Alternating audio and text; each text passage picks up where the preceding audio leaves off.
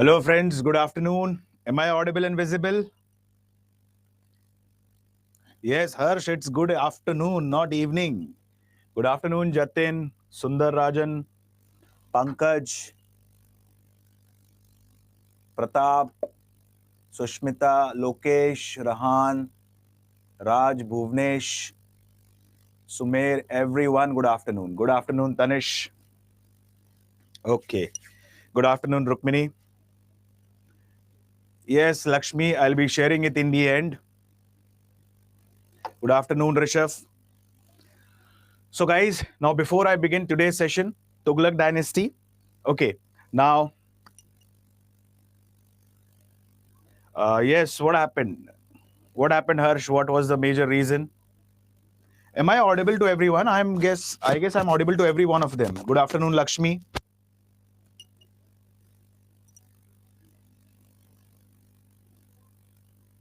Okay. Yes. What happened here, Harsh? Why did you get distracted? And first of all, how was your polity class and everything? Hello, Hamom.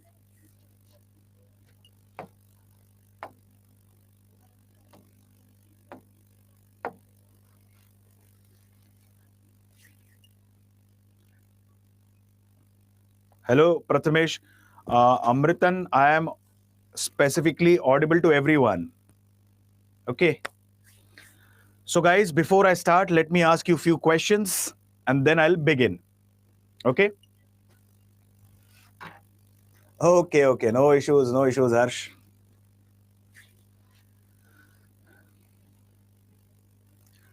Why? What happened, Joel? Okay. Okay. Good afternoon, Mansa. Now. So, guys, let me ask you 5 questions. That's it. Okay. And then I'll begin the session. Yes, Pratap, quant and reasoning, I guess few things have been uploaded on the app. But the point is the lectures would be designed in such a manner, or the lectures are designed in such a manner that, precisely speaking, they will be coming up very soon. Okay.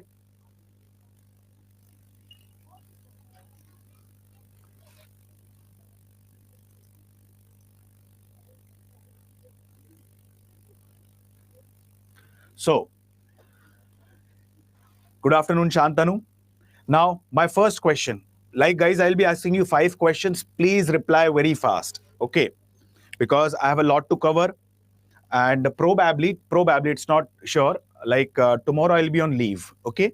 So I have a lot to cover today. My first question to you guys is uh, who started the ICTA system? Hi, Sanjay. Fast. Who started the ICTA system? Harsh has given the right. Priyanshu, Gatha, Prarthana, Pankaj, Sanjay, Pratap, everyone. Joel, very good. Sanidhya, very good. My second question to you guys is Iltutmish had introduced a silver and a copper coin. What was copper coin referred as? Yes, what was copper coin referred as? Fast. Very good, Rishabh. Very good. Rishabh was the first to answer, followed by Roji, Gatha, Priyanshu, everyone. Monik, Rishi, Sanidhya, very good. Lokesh, Lakshmi. The copper coin was referred as Jital. My third question.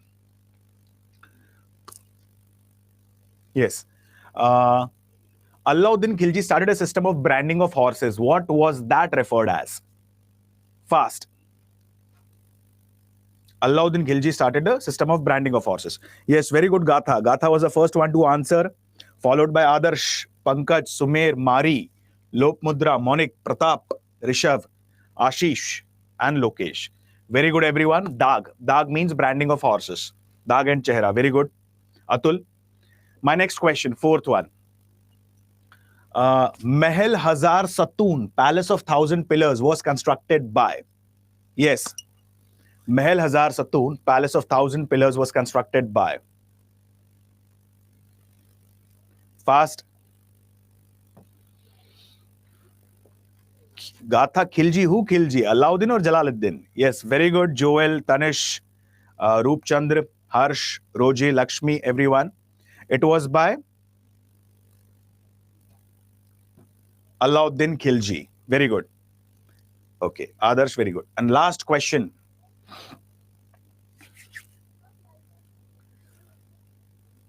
Tuti-e-Hind or Parrot of India was a title given to. Yes, correct, Harsh. Siri Fort as well. Tuti-e-Hind or Parrot of India was a title given to.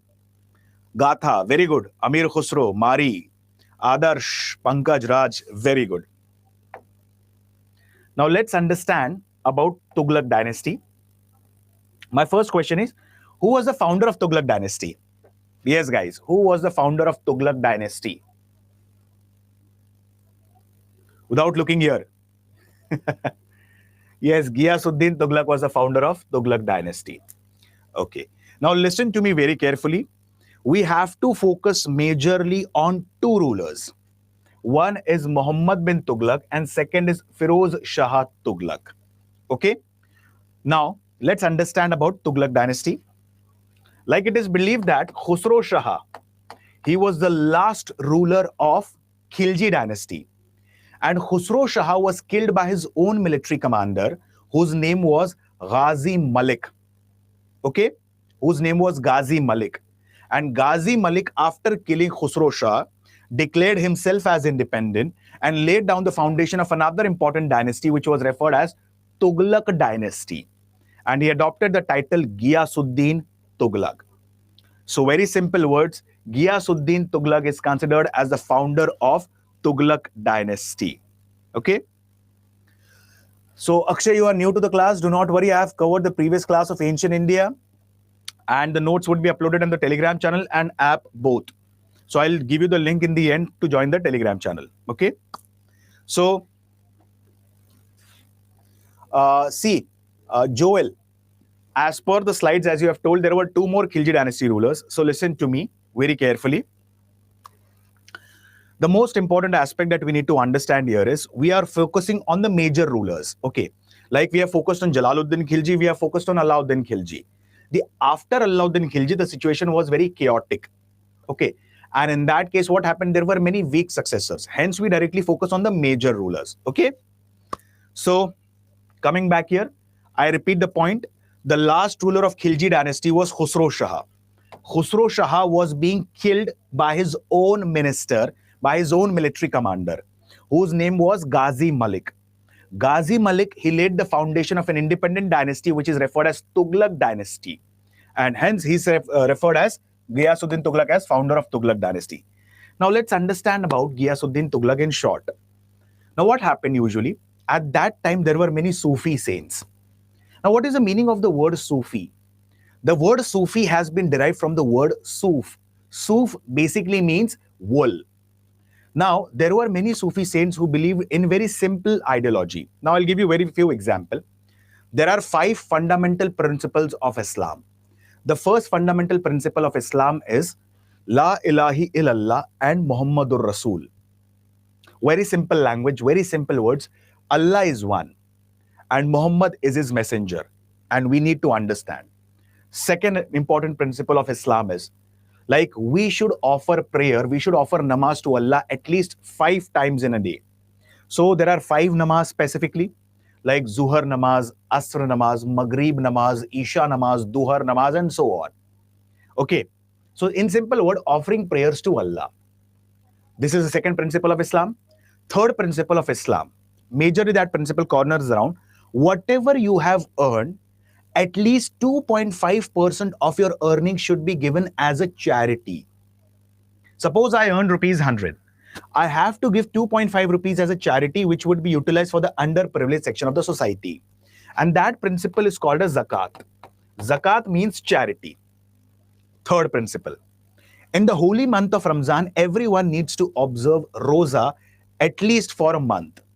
In Roza, it's a rigorous fasting where one cannot consume food or water from sunrise to sunset. After sunset, they can break their Roza, they can break their fasting.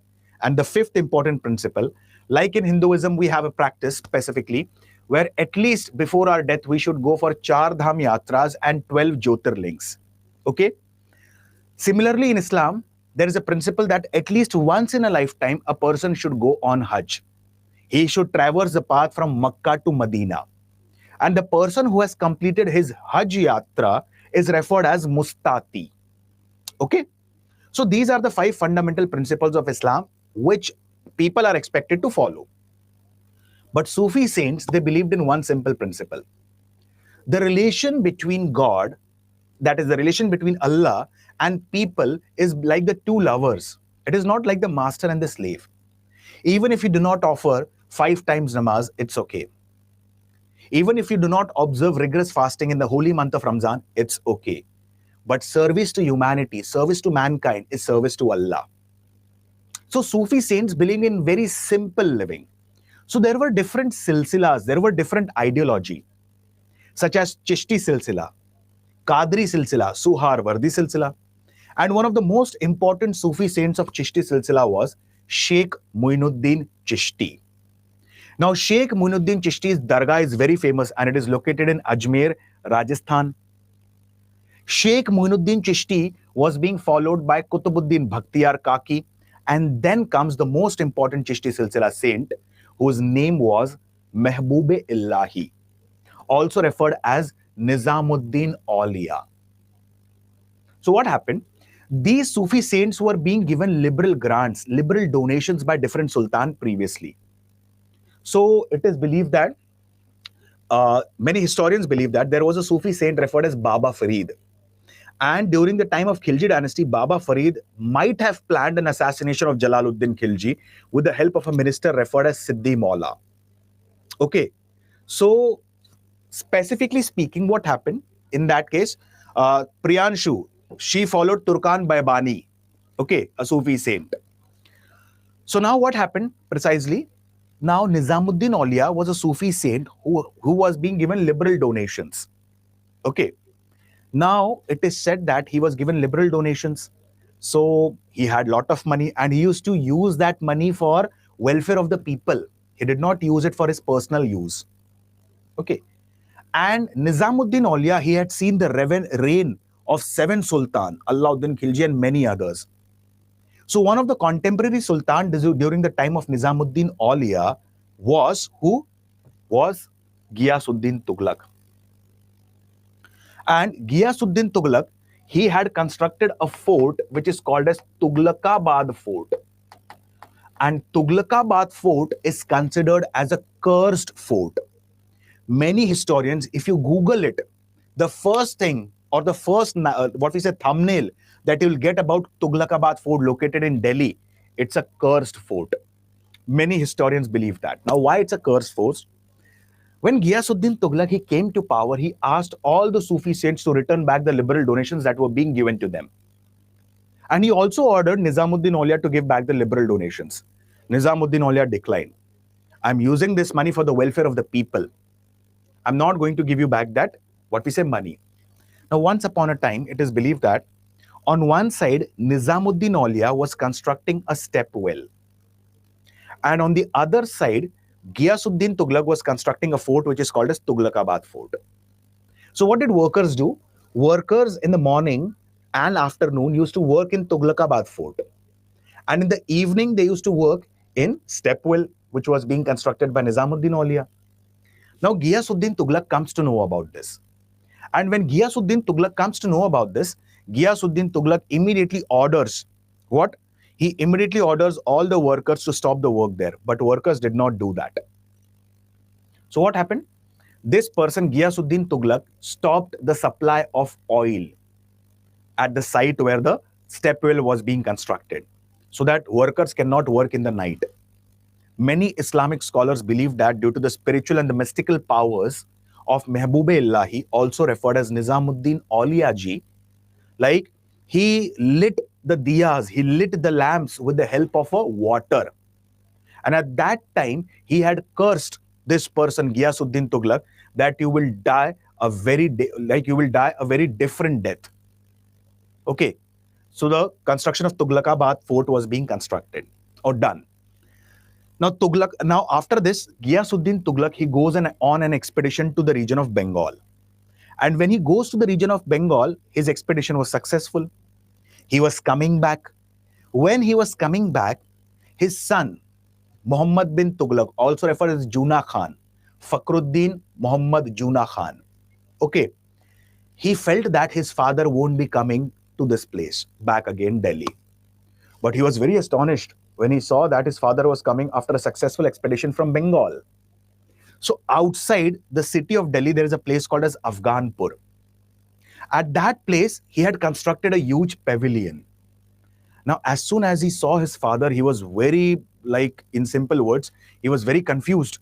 Like, I thought that my father won't be coming back and I'm the next crown, what we say, king of Tughlaq dynasty. So what happened? His father came and he said to his father, this is not for my Rajyabhishek, this is for your welcome. And as soon as the king stood on the pavilion, what happened? The entire structure collapsed on his body. Purposely, it is believed that Muhammad bin Tughlaq might have constructed the structure in such a manner that the pavilion will collapse and his father will die. And after this, Juna Khan or Muhammad bin Tughlaq, he became the ruler of Tughlaq dynasty. Okay? Yes, very good, Harsh. Dilli Dur Hai are the words of Nizamuddin Aulia, for whom this person, Ghiyasuddin Tughlaq. So this is majorly about Ghiyasuddin Tughlaq, who laid the foundation of Tughlaq dynasty. Is it clear, my friends? Please let me know.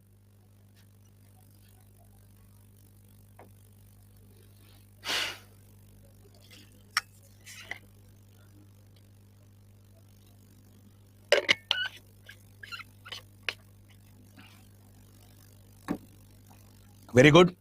Please note it down fast. Give the title Tughlaq dynasty.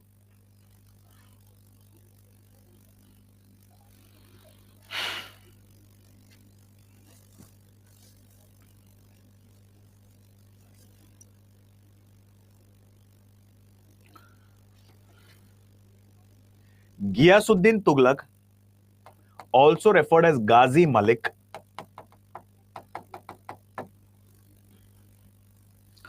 Ghiyasuddin Tughlaq, also referred as Ghazi Malik,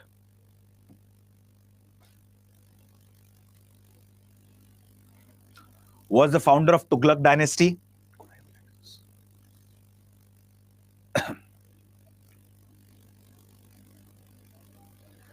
Ghazi Malik killed Khusro Shah.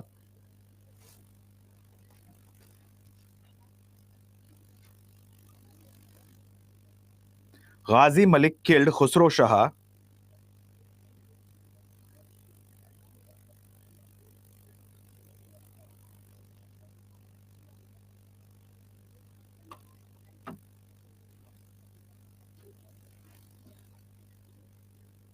and acquired the throne of Delhi Sultanate.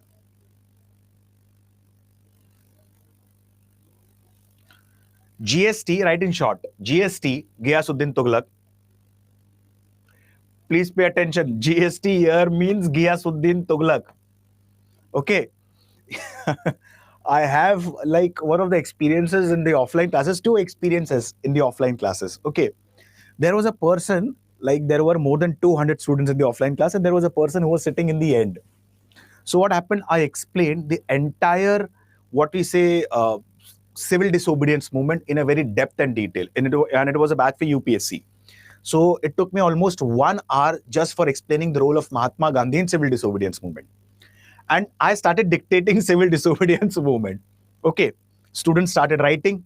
So every time, rather than saying civil disobedience movement, I told them to write in short, CDM. Okay, so students started writing CDM. Ultimately, I saw one boy who was feeling sleepy. He was sitting in the end and he was like this. He was doing like this. So I thought that he's feeling sleepy. I asked him, yes, my friend, what is CDM? And to my astonishment, I got a very beautiful reply. And I cannot say that that answer was also wrong. He said, sir, cash deposit machine. So it's not wrong because I did not ask him what is CDM in history. He said, sir, cash deposit machine. And second incident was, I was teaching in the class again. And specifically, I was talking about Warren Hastings. And when I was talking about Warren Hastings, I talked about different characters. And in that I said, The corruption during the time of Warren Hastings was rampant. Rampant means the corruption was very exorbitant. It was very excess. Okay. Like how I ask you, did you understand? So after the narration, everything of 1 hour, I asked the students, did you understand? Every one of them said yes, sir. Clearly, like we understood that. One student raised his hand and he asked me a question. And he asked a question which I couldn't answer. Like, I thought that what should I answer this person? Like, specifically, he asked me a question. Sir, you explained everything in a very beautiful manner. Everything was flawless. But please tell me, who was Rampant? I said I explained the entire war in Hastings, but I did not use the word Rampant. So specifically, he said, sir, just now you said the corruption was rampant. I said, my friend, it was rampant. I did not say rampant. So hence GST here means Ghiyasuddin Tughlaq. Okay. So please note down. Rahan, the last ruler was Mubarak. After Mubarak was Khusro Shah. Yes. Okay. Mubarak. After Mubarak was Kutubuddin Mubarak Shah. He was the son of Alauddin Khilji. After him comes Khusro Shah. And Khusro Shah was being killed. Okay? Did you get the point, Rahan? Alauddin Khilji. After Alauddin Khilji for a while, Malik Kafur. After that, his son Kutubuddin Mubarak Shah. After him comes Khusro Shah. Got it? Okay.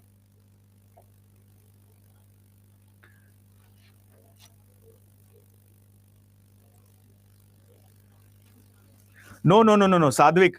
Khusro Shah and Amir Khusro are not same. Please do not get confused. Okay. Yes. I'll repeat, Shantanu.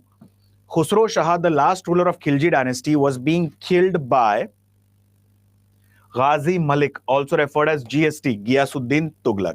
Now note down further. GST had dissenting relations with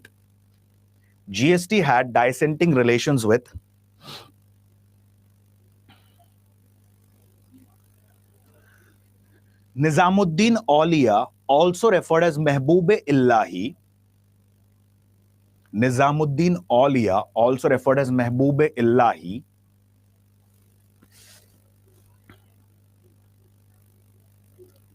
a Sufi saint of Chishti Silsila.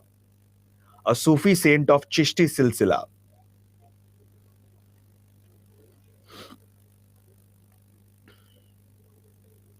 Mehboob-e-Illahi, Joel. Okay, spelling.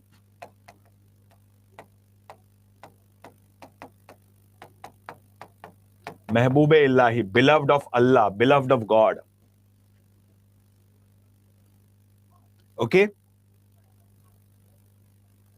Then,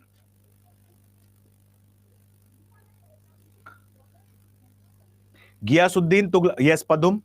Yes, the last line was GST, Ghiyasuddin Tughlaq, had dissenting relations with Nizamuddin Aulia, also referred as Mehboob-e-Illahi, beloved of Allah, a Chishti Silsila Sufi saint.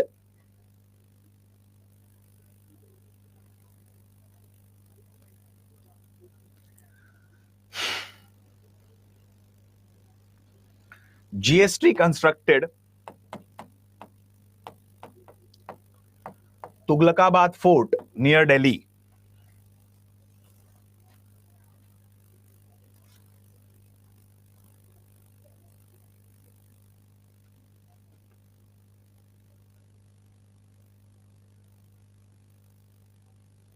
Okay? Tughlaqabad Fort near Delhi. Prathamesh, the name of fort is Tughlaqabad. Yes, Himanshu, good evening. Of course, it has not disturbed. Okay? As per many historians,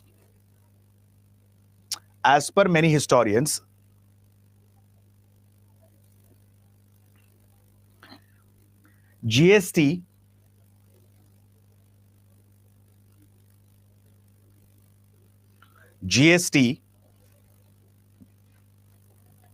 was killed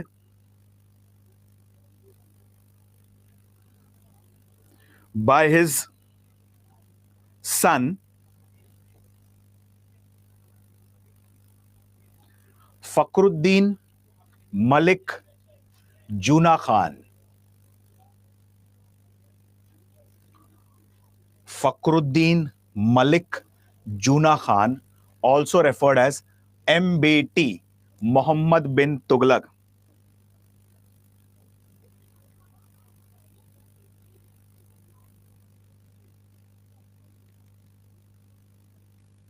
Okay? Yes, guys.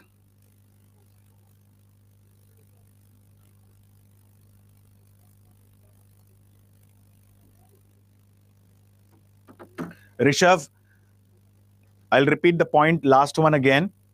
GST was killed by his son, Fakhruddin Malik Juna Khan, also referred as MBT, Muhammad bin Tughlaq. Yes, Adarsh is also called as Ulugh Khan. Okay? Now let's speak about MBT. Now,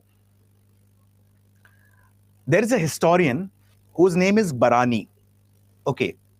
And he speaks about one thing about what we say Muhammad bin Tughlaq, that he was a mixture of opposites. How? Now I'll tell you one thing. Like in Hindi, there is a word. Okay. And I'll tell you the meaning of that word. The word is sanki. Correct? And what is the meaning of that word actually? A person who randomly takes any decision without giving a thought what I am doing. Same was the personality of Juna Khan or Muhammad bin Tughlaq. I'll tell you one thing, guys. You should understand one thing. There's a word called a psychic. Correct? It was associated with Muhammad bin Tughlaq. It is not me who is saying. Google it. I always say Google it. Do not believe what I'm saying here. Okay. Now, specifically, I'll tell you one thing. After reading in depth of history, I came to know about one thing. And what is that? You must be successful.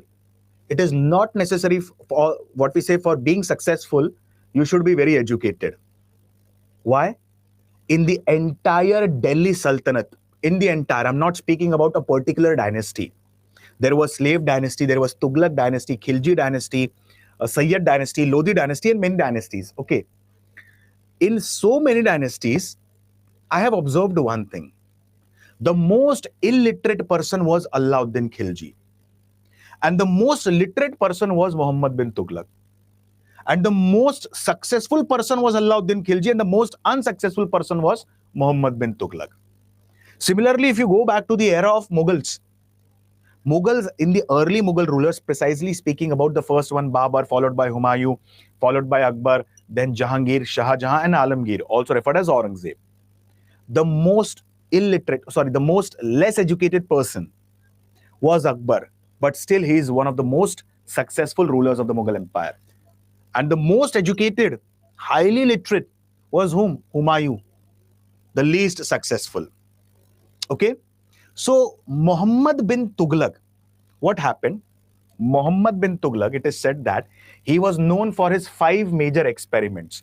And all these experiments are very important. You just need to remember the names of this experiment, nothing else. Now listen to these experiments very carefully. Transfer of capital. Now listen to me very carefully. The northwestern part of India, we have Khyber Pass. And Khyber Pass is located in Hindu Kush mountains on the borders of India and Afghanistan. And majority of the invaders have come to India through Khyber Pass. Okay, including the Mongols. And the city which can become the capital, which is quite close and easily accessible to that region, was Delhi. Hence, majority of the rulers established their capital at Delhi. Hence, it is called as Delhi Sultanate. Now, what did Muhammad bin Tughlaq thought? That continuously there has been attack by Mongols. And I also want to have a stronghold over the region of South India. So why don't I establish another capital in the region of Deccan? So what did he do? This person, Muhammad bin Tughlaq, he transferred the capital from Delhi to Daulatabad, Maharashtra. Now, At that time, the weather of Delhi was different. Weather of Daulatabad was different. You might have heard about one thing. I'll give you a very simple example. Think logically behind this. You might have heard about this. The rivers of North India are perennial and the rivers of South India are seasonal. Why? Because in North India, precisely speaking, rivers have water throughout the year. Like during the monsoon season, they have waters. During the winter season, they have water. And during the summer seasons, when the glaciers start melting, there is water during the summer season as well. But specifically, the South Indian rivers majorly are seasonal. Okay? All these factors were being ignored by Muhammad bin Tughlaq. And he constructed shady trees. And the distance between Delhi to Daulatabad is more than 1200 miles. He constructed shady trees along the way. He forced the people to migrate from Delhi to Daulatabad. Historians believe that there is a historian called as V.D. Mahajan. Excuse me. V.D. Mahajan in his book writes that a blind man was dragged to Daulatabad. Simple words, he was not willing to go to Daulatabad. He was visually challenged, but he was dragged to Daulatabad. In that case, what happened? Many of the people perished on the way. They died on the way. After reaching there, at least 20-30% of the population got perished. Now, this person, Muhammad bin Tughlaq, he realized that I have done a very grave mistake. And in that case, I cannot reverse it back. So he retransferred the capital from Daulatabad to Delhi. First failed experiment of Muhammad bin Tughlaq. Transfer of capital from Delhi to Daulatabad, and again retransfer of capital from Daulatabad to Delhi. Second failed experiment. Khorasan expedition. Now, whenever there is a fight between two dynasties, okay, and whenever the situation is chaotic, what happens? This is an opportunity for the third dynasty to take over. But here, your attack should be strategic. Your attack should be very well planned. Attack, destroy, come back. Correct? Now, Khorasan, Central Asia. Now, two dynasties, they were fighting with each other, and there was a complete chaotic situation here around the region of Iran and Iraq. So this was seen by Muhammad bin Tughlaq as an opportunity that I will extend my kingdom by following the policy of expansionism and imperialism. So I will attack the region of Central Asia and also include Khorasan, Central Asia, as a part of my empire. Very good plan. In that case, immediately you should develop a machinery, immediately you should attack, immediately you should destroy and come back. Now, what did this person do? Already there was a department related to military, if you remember. Diwan-e-Arz department, military. Correct? So what happened? Apart from the normal soldiers in Diwan-e-Arz department, this person, he recruited 375,000 additional soldiers. Additional. Okay. Now, at that point of time, this person, he included them in the Diwan-e-Arz department or military department and gave them the training for next 1 year. Okay. They were paid heavily. After some time, what happened? There was the situation in the entire region of Central Asia. It got, what we say, subdued. There was no longer a chaotic situation. So what happened at this time? This person had to drop the plan of Khorasan expedition. But he had already spent a lot of money on these 375,000 additional men recruited into the army. Second failed experiment. Before doing anything, think about it. On that day, I had suggested you one thing. If you get time in your life sometime, obviously you'll get time. So read 3 books. Vidur Niti, Chanakya Niti and 48 Laws of Power by Robert Greene. In that, I'll tell you a simple crux. Before doing anything, try to analyze the situations around you. Like suppose if I do this, what are the repercussions of these things? It is very important. An intelligent and a wise man always follows this process.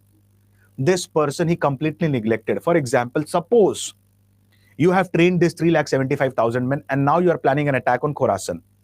Going to Khorasan from plain areas, you have to cross the Khyber Pass.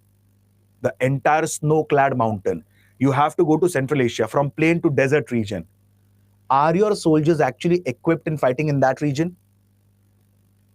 How would you carry the food, what we say, fooding and the luggage and everything there? So here, this person completely neglected second failed experiment.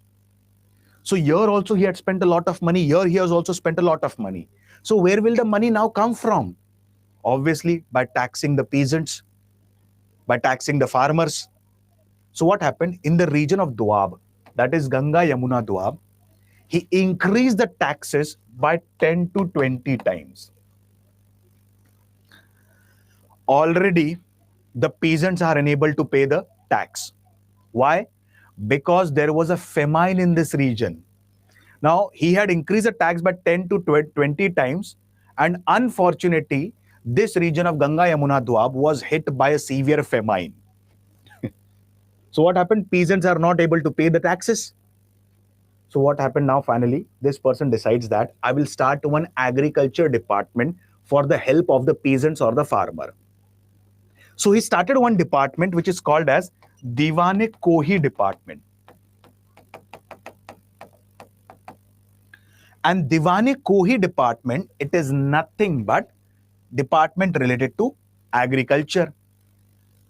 So after starting this department, what happened? This person chose an area of land which was approximately 70 square miles. Okay. And he decided that now he is going to spend a lot of money on that. He spent 70 lakh tankas for replenishing the fertility of that region. After 4 years, he realized that the land that has been chosen is completely barren. Nothing can be done on this land. Third failed experiment. Now, it is good to imitate others, but one should imitate others by understanding one's own condition. Correct? Now let's understand. This person introduced a token currency. Now he was inspired from whom? Okay, he was inspired precisely from Persian Emperor Gai Khatu. He was inspired from Kublai Khan, that they had introduced paper currency. They had introduced silver currency. Why don't I introduce a token currency? Okay. And he said that the token currency that I'm introducing right now, it has the same validation like gold and silver. But the point was the token currency that he introduced can be easily forged by anybody. Historians in their book write that house of every Hindu became a mint. People started minting the coins in their own home. It could be so easily forged. And the entire market was flooded with the forged coins that was being introduced by Muhammad bin Tughlaq. It is believed that Muhammad bin Tughlaq had to bring in all the gold and silver back into the market to get back the, what we say, forged currency. Fourth failed experiment of this person. Karachil expedition. Expedition in the region of Kumaon, that is Himachal Pradesh and Uttarakhand. Now, I'll tell you one thing. We have studied about Mahmud of Ghazni. He was successful in majority of the raids that he conducted in India. He had conducted more than 17 raids in India, the most important being the Somnath temple in Gujarat. But have you tried to analyze any time that why was Mahmud of Ghazni successful? First thing, he had a staggering cavalry, fast-moving cavalry. He did not focus majorly on elephants. Second thing. Third thing, historian writes that Muhammad bin Tughlaq was very well aware about the geography and the climatic conditions. Mahmud of Ghazni. What did he do? He always attacked India majorly during the summer season. Why? Because the soldiers from Central Asia, particularly the Turkish soldiers, were quite well equipped in fighting in the rugged terrain and summer season. And he knew one fact. During the monsoon season, specifically the rivers of North India, they would be over flooded. Hence, he attacked India before the onset of the monsoon and went back. This person, Muhammad Ghori, it is always said, my friends, it is not necessary that you experience everything in life. You should also try to learn from other people's experiences. True? He should learn something. So what did he do? He attacked the region of Kumaon and Garhwal precisely during the monsoon season. Majority of the soldiers were being killed by the local tribes in that region. And this is referred as Karachil expedition, the fifth failed experiment of Muhammad bin Tughlaq. So these are the 5 major experiments of Muhammad bin Tughlaq. But one of the major things that we need to remember about him, he started one agriculture department which is referred as Diwane-Kohi department. Apart from this, Muhammad bin Tughlaq, he started giving takawi loans to the peasant. Like for example, I am a farmer. My region is struck by flood or a famine. Now, in that case, I'm not able to replenish the fertility of my soil. What will I do? I will take the loan from the government, and the interest on that loan is very minimum. Such loans are called as takawi loans. So, takawi loans was raised by MBT to help the peasant, particularly as a part of Diwane Kohi department. Okay. There was an African traveler, precisely a Moroccan traveler. Morocco is an African country, whose name was Ibn Battuta. Ibn Battuta, he came to the court of Muhammad bin Tughlaq.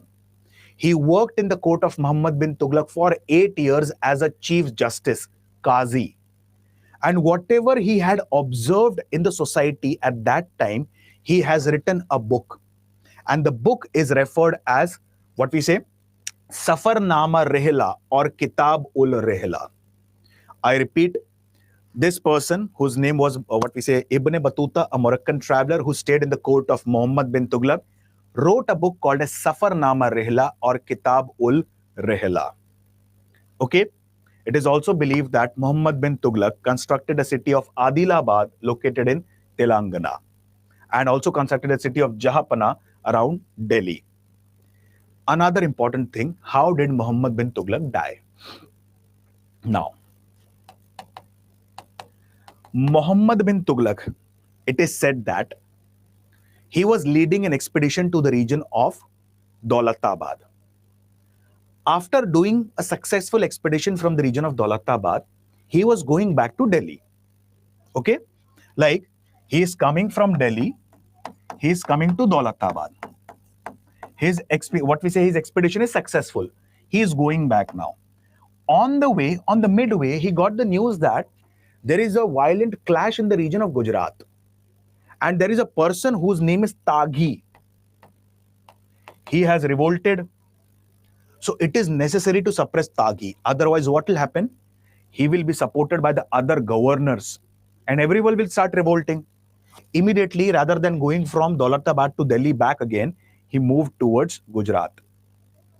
When Taghi comes to know that Muhammad bin Tughlaq is coming to Gujarat, he fled away to the region of Sindh, which is located presently in Pakistan. I have told you, never ever leave your enemy half dead. Either pardon him, either forgive him, or kill him. Muhammad bin Tughlaq knew one thing. If I do not kill this person, what will happen? He has moved to the region of Sindh. He can make an alliance with the ruler of Sindh and attack India. So it is necessary to chase this person. So Muhammad bin Tughlaq, he started moving towards the region of Sindh. As soon as he reached Sindh at a place called as Thatta, what happened? Muhammad bin Tughlaq fell seriously ill. His health condition got worsened up. And after taking 3 to 4 days, or after partial recovery, he again started moving deeper into the Sindh. But after 2 to 3 days, he died in Sindh. And the place where he died, he was accompanied by a person whose name was Firoz Shah Tughlaq. At that place itself, what happened? Firoz Shah Tughlaq was coronated as the next ruler of Tughlaq dynasty. Okay? So this is nothing but the entire thing about this person, Muhammad bin Tughlaq. Is it clear? Did you understand the 5 experiments? Please let me know. Is it clear, everything?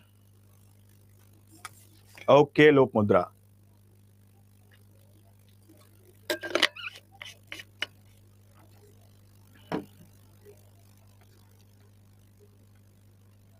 Yes, Pankaj, exaggerated titles. Correct.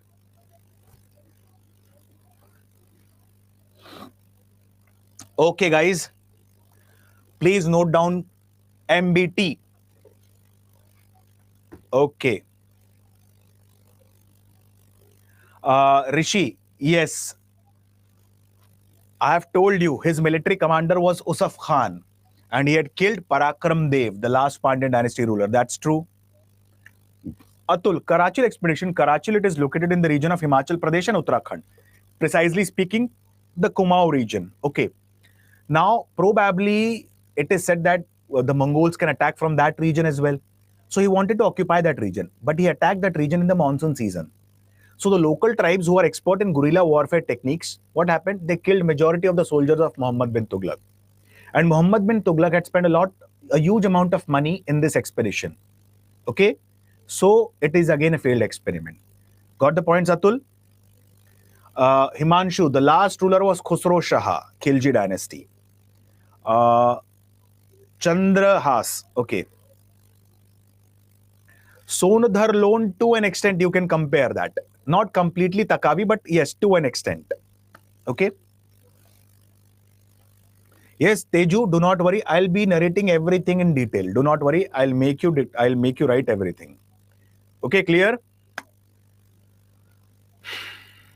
Sufi saint was Nizamuddin Auliya, Sundarajan. Now, please give the title. Rishabh, token currency. Yes, what happened? Like this person whose name was Kublai Khan, the ruler. Okay. And specifically, another important ruler was Gai Khatu. They had introduced paper currency. So he also wanted to introduce token currency. Now, this token currency was in such a manner that it can be easily forged. Correct? Like these days, we have notes of 500 rupees, which cannot be easily forged. So similarly, at that time, the token currency was introduced, which could be easily forged. So at that time, what happened? The house of every Hindu became a mint. Everyone can forge that coin in the home itself. So what happened? The entire market was flooded with the fraud coins. So this was a fourth failed experiment. Got the points, Rishabh? Who said my friend Tughlaq is intelligent? Please cite me an example. Pratap, please cite me an example. Yes, Firoz Shah Tughlaq is called as a reformer. He is intelligent.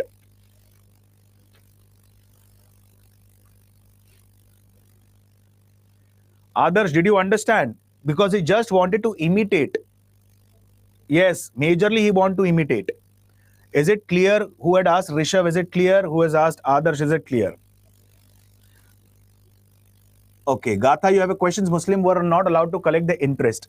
Yes, true. It is one of the principles that one should not collect the interest. But there is also one more principle that it is said that sharab, that is alcohol, and pork meat, that is pig meat, it is considered as a taboo in Muslim, correct? But there were many Muslim sultans who used to consume alcohol. I'll give you one of the finest example, Alauddin Khilji. Second finest example, Babar. Many such examples.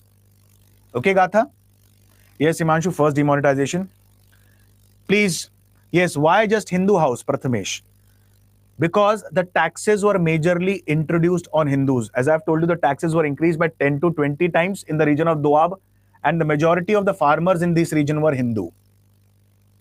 Clear, Prathamesh? See, Hammam. Doab means the region between two rivers. So here, Ganga and Yamuna were the two rivers. So this region is very fertile. And since the region is fertile, the peasants are capable of paying the taxes. Hence, he taxed or increased the taxes in the region of Doab.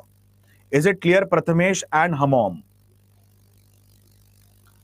Please note down MBT. Fast.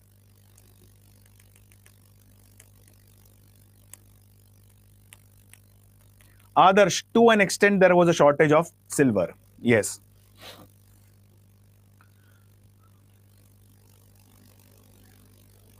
Fakhruddin Malik Juna Khan.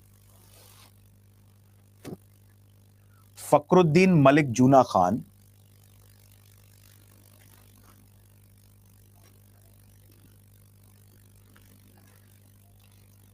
Yes, why? He went to Daulatabad because initially Daulatabad he had captured. Later on, Daulatabad became independent.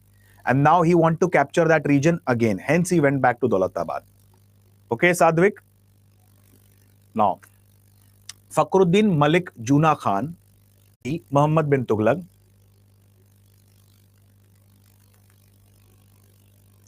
Is it clear, Sadhvik? Killed his father.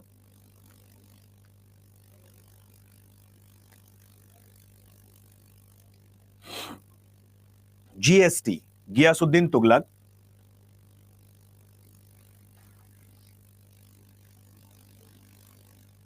To acquire the throne of Tughlaq dynasty.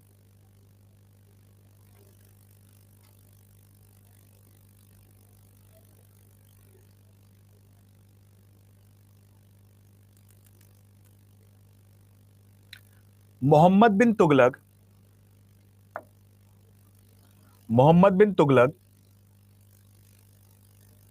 was referred by Ziauddin Barani. Muhammad bin Tughlaq was referred by Ziauddin Barani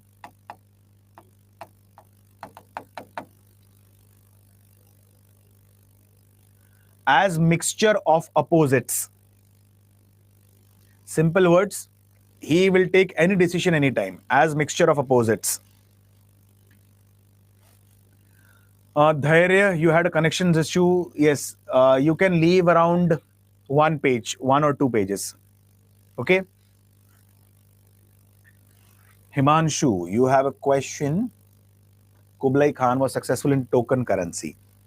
It's a complete long story. See, my friend, the geographical and the political situation of Persia was very different in comparison to the geographical and the other system, political situation in India. So political situation also plays a very major role here. So at that time, Central Asia had a different political situation. Okay, Manshu? So please note down. As per historian Ziauddin Banari, he was mixture of opposites. MBT is known for his 5 experiment. MBT is known for his 5 experiments.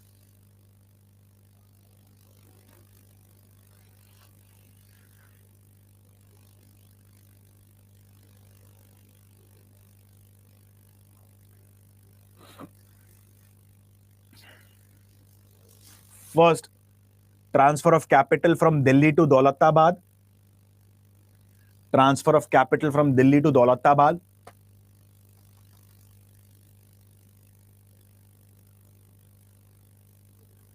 And retransfer of capital from Daulatabad to Delhi. And retransfer of capital from Daulatabad to Delhi.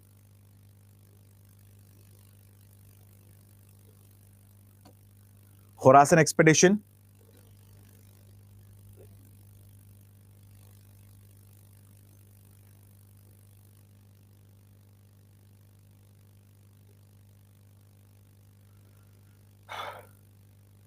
Due to situation of chaos and turmoil,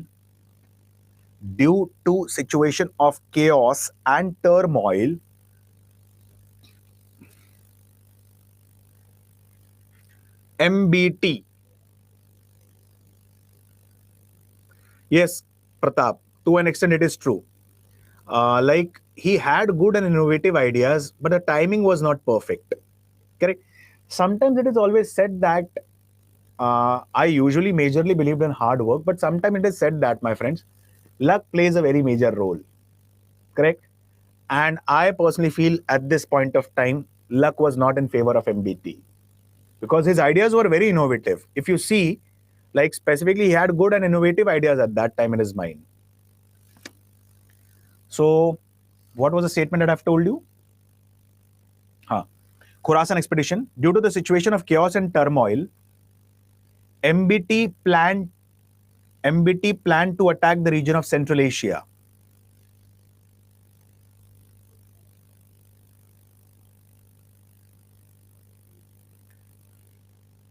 He appointed 375,000 additional men. He appointed 375,000 additional men in Diwan-e-Arz department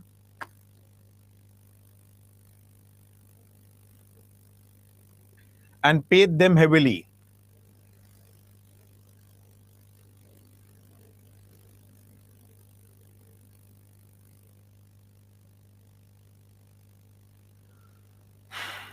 Later on, the plan was dropped. Third, increase in the taxes of Doab.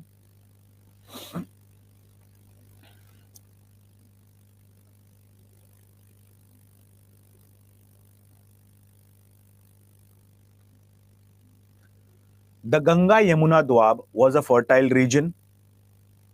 The Ganga Yamuna Doab was a fertile region.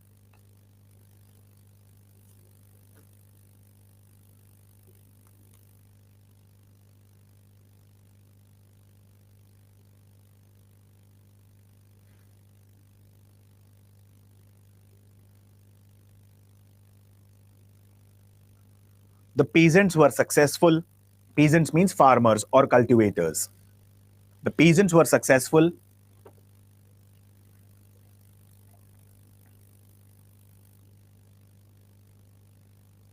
to recover the losses. MBT, to recover the losses. MBT, I mean Muhammad bin Tughlaq, increase the taxes by 10 to 20 times. Increase the taxes by 10 to 20 times.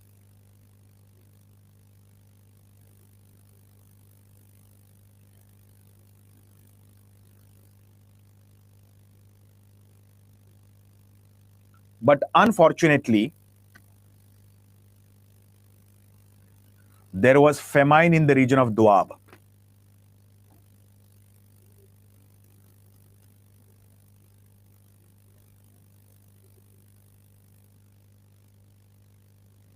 Introduction of token currency.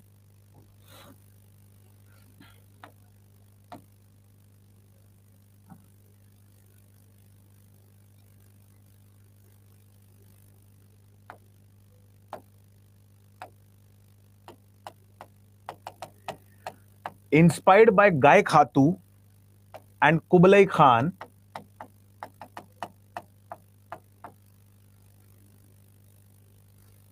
inspired by Gai Khatu and Kublai Khan,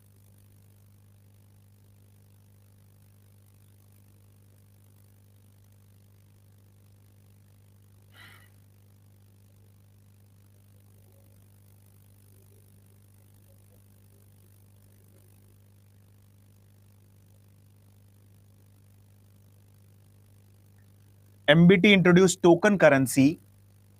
MBT introduced token currency, which could be easily forged. Which could be easily forged.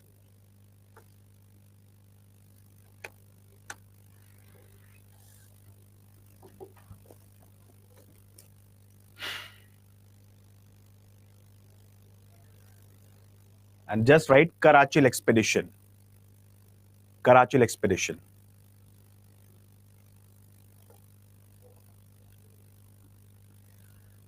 MBT started a new agricultural department. MBT started a new agricultural department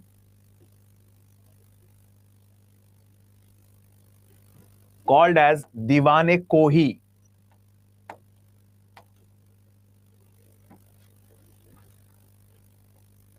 MBT started a new agriculture department called as Diwan-e-Kohi, Kohi.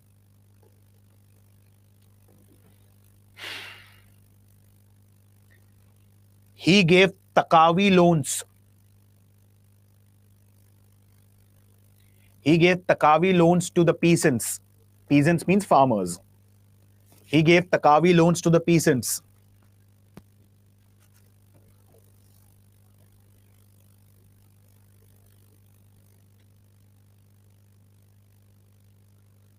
Moroccan traveler Ibn Battuta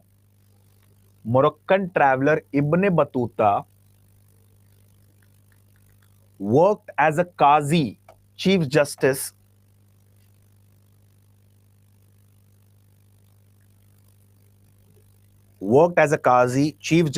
in the court of MBT for 8 years.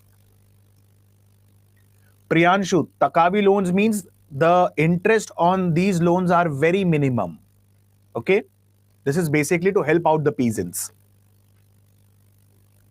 He worked as a Qazi for 8 years. Ibn Battuta wrote Safarnama Rihla or Kitab ul Rihla or Kitab ul Rihla.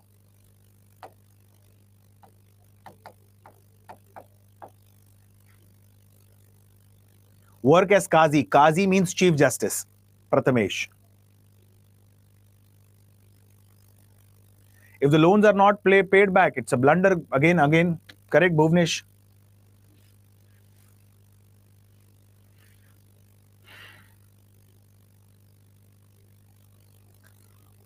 Muhammad bin Tughlaq also finds mention in Tarikh Firoz Shahi and Fatwa Jahandari. These are the books, okay?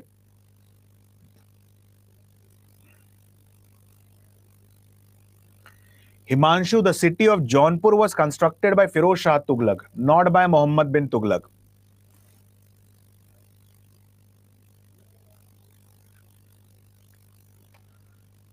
The books Tarikh Firoz Shahi and Fatwa Jahandari was written by Ziauddin Barani. Yes, the last point, Prathamesh, was Ibn Battuta wrote Safarnama Rihla or Kitabul Rihla.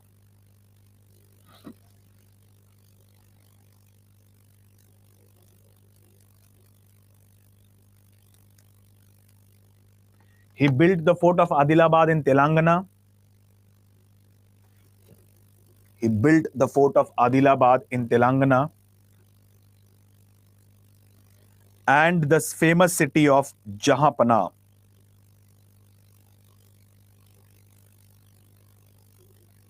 And the famous city of Jahanpana.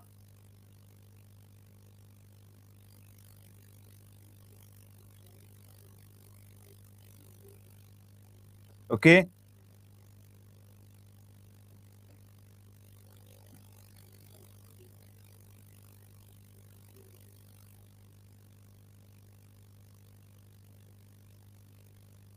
Yes, Hamam, I'll be giving the break. Don't worry.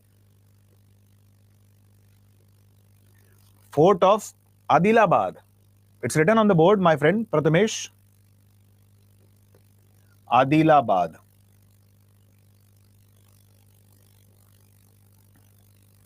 Okay. Now let's talk about FST.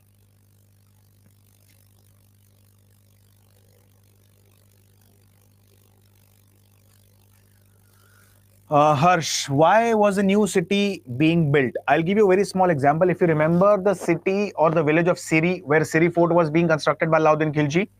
Now, these cities acted specifically as a defense against the enemies.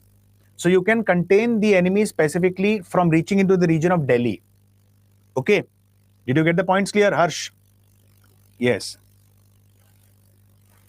Shantanu and Mehak, the last point was Ziauddin Barani wrote a book, Tarikh Firoz Shahi and Fatwa in Jahandari, which mentions about Muhammad bin Tughlaq. And last point, he constructed the fort of Adilabad in Telangana and city of Jahanpana. The basic purpose of constructing this city was like acting as a defense. Okay.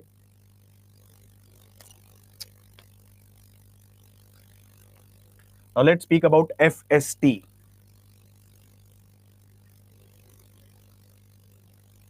Okay.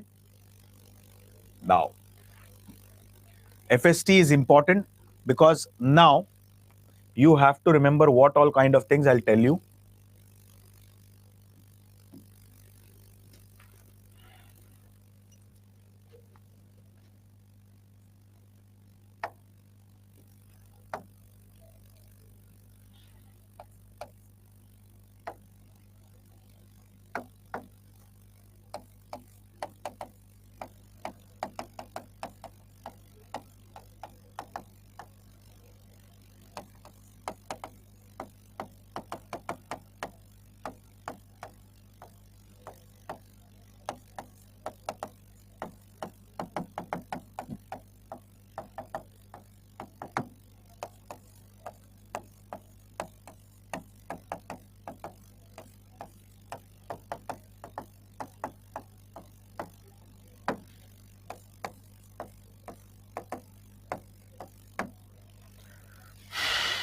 Just a second, guys.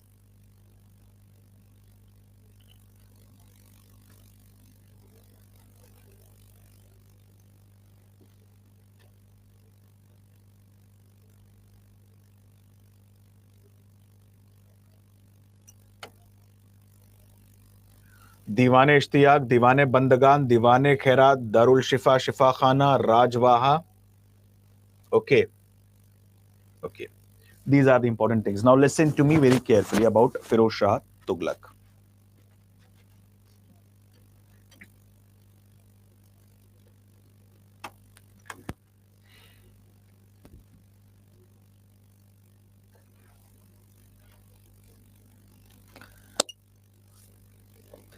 Now, as I've told you, there was a person whose name was Taghi.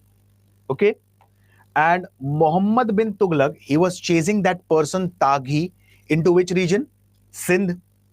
And in the region of Sindh, Muhammad bin Tughlaq, he fell seriously ill. And when he fell ill, it is believed that after a partial recovery, again he started chasing him, but finally he died. At that place itself in Sindh, where this person was being died, whose name was Muhammad bin Tughlaq, Firoz Shah Tughlaq was being coronated. And Firoz Shah Tughlaq, he became an important ruler. Now, how did Firoz Shah Tughlaq, he sat on the throne? Now, let's understand.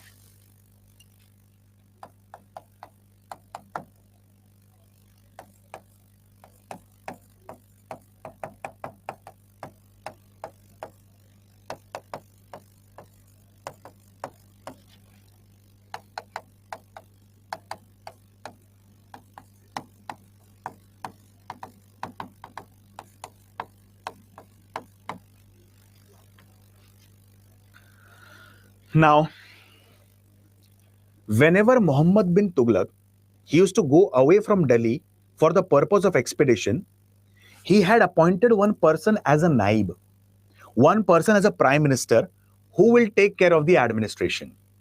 And name of that person was Khwaja-e-Jahan. Okay? Like I told you, Muhammad bin Tughlaq used to go on expeditions, particularly to South India. He used to go to expeditions to Gujarat, Daulatabad.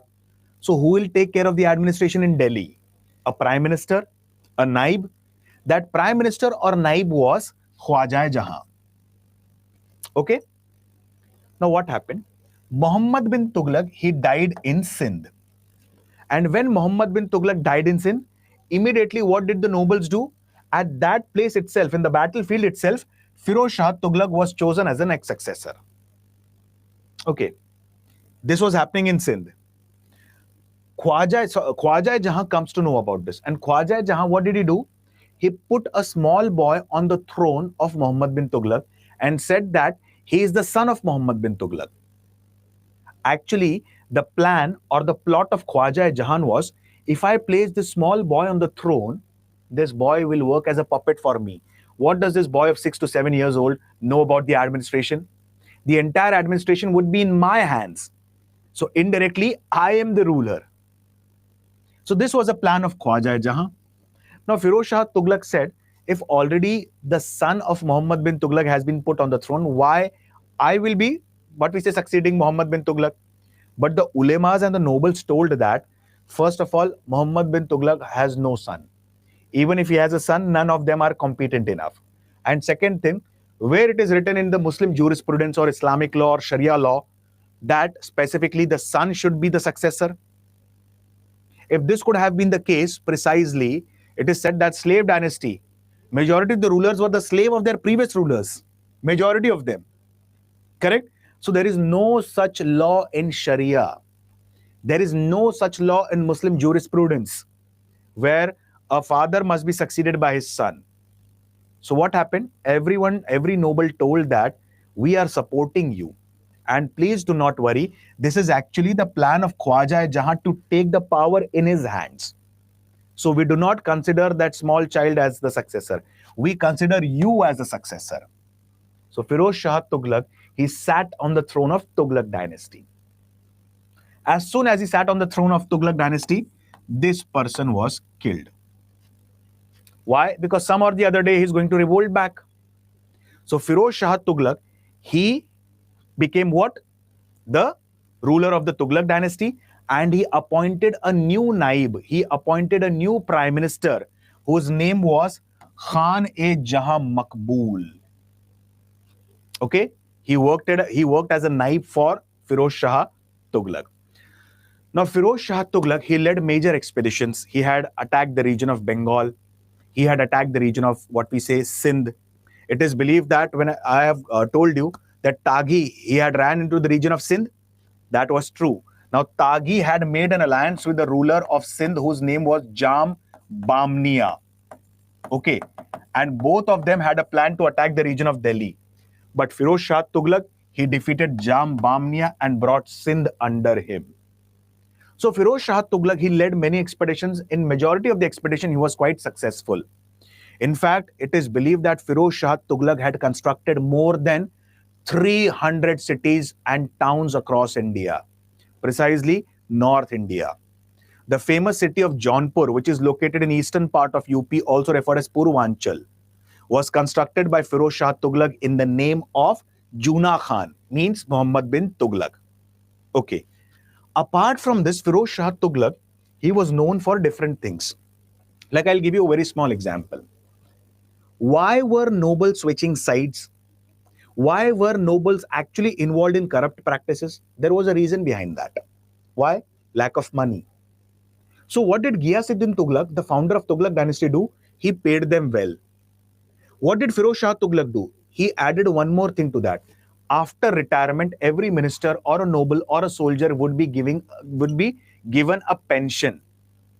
And when after, like, they have a huge salary, apart from this, they have perks and privileges, allowances, incentives. Again, in that case, after retirement, they would be given pension. So they won't fall into corrupt practices. So Firoz Shah Tughlaq, he started Diwan-e-Ishtiyaq department, which is nothing but pension department. Okay? Now, this person, Firoz Shah Tughlaq, although he had done many good works, but he was a bigot. Bigot means he was a fundamentalistic follower of Islam. It is believed that he had imposed jizya on non-Muslims, particularly Hindus. What is jizya?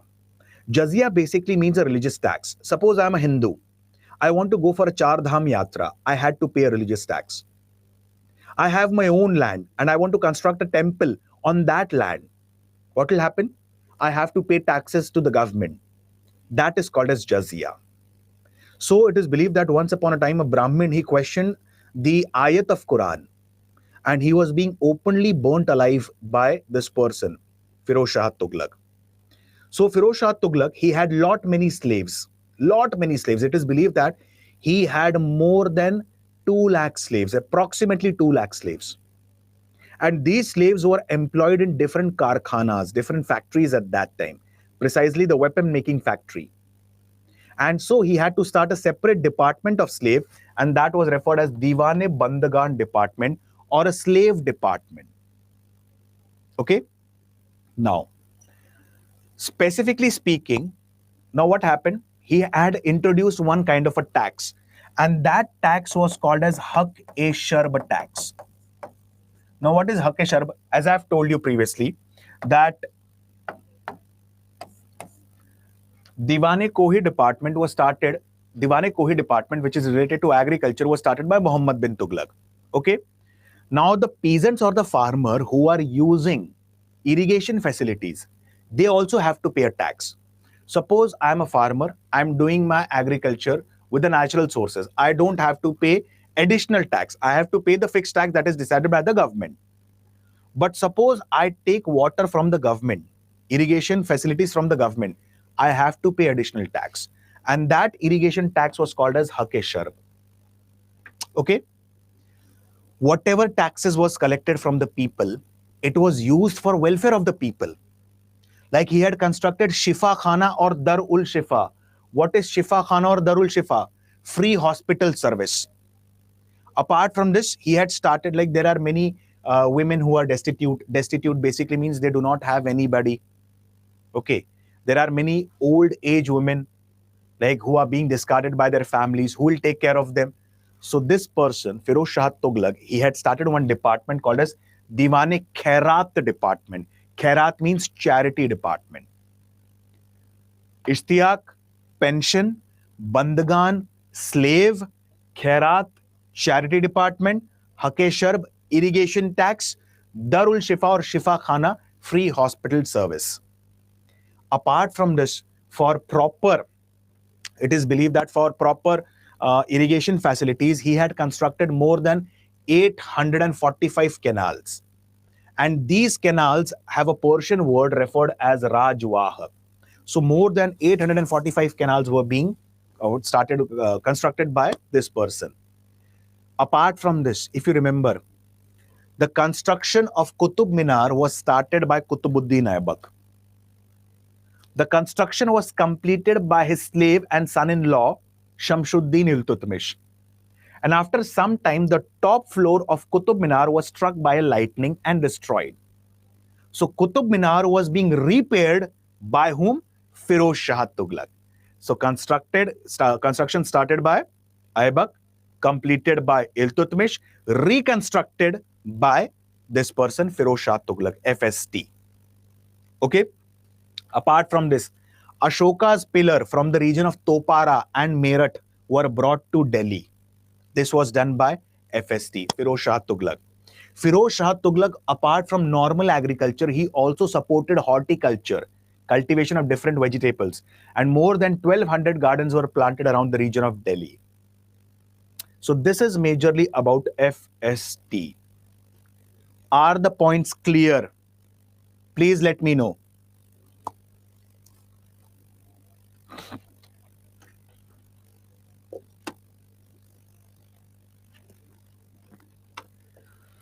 Khairat. Khairat means charity, Rishabh. Okay.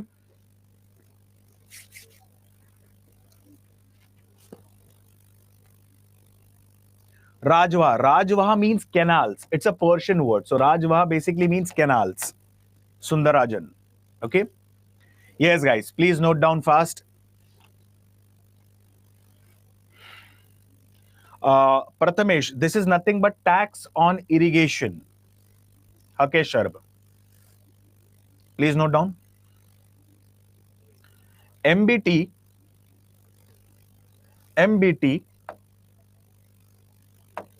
Muhammad bin Tughlaq was succeeded by FST.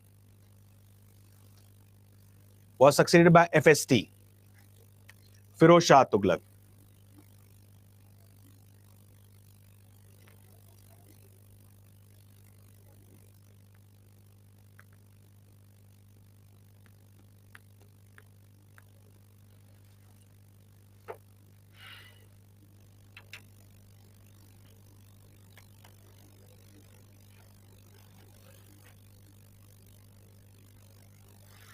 Rashil, the history classes have started almost like I have taken 6 to 7 classes. And almost ancient India was covered. You can cover from the what we say videos that are recorded videos on the app, and you can follow the lectures that I'm going through right now. Okay. Note down. FST had a naib or a prime minister. FST had a naib or a prime minister. Sanid, this will come under FST, not MBT. Okay. Had a naib or a prime minister, Khan-e-Jahan Maqbool. Khan-e-Jahan Maqbool. Okay, Bhuvnesh.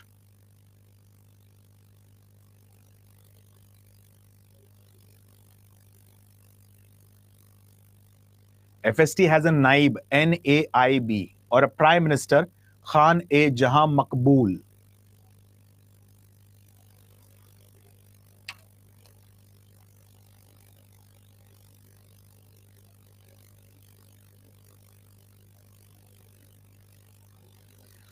Okay, Sneha.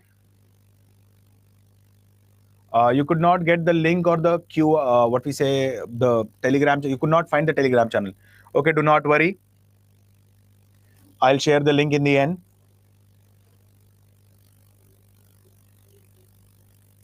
Do not worry, I'll share the link in the end. Do not worry, Sneha, okay? FST had led successful expeditions to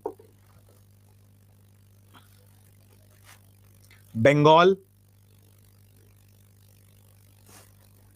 Jwalamukhi Temple,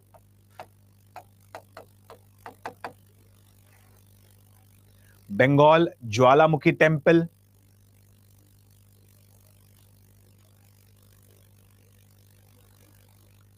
and also defeated Sindh ruler Jambamnia. And also defeated Sindh ruler Jambamnia.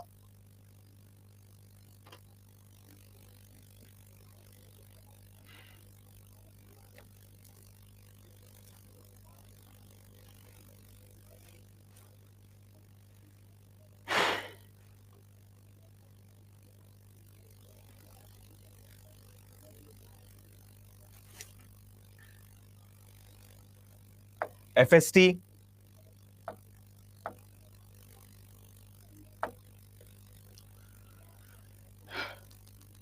is credited with construction of more than FST is credited with construction of more than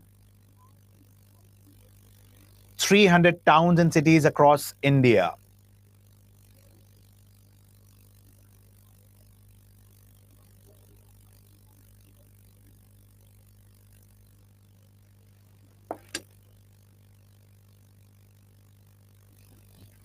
Himanshu, the point is it was not abolished earlier, but it was not followed in will and spirit. But now it was followed in will and spirit.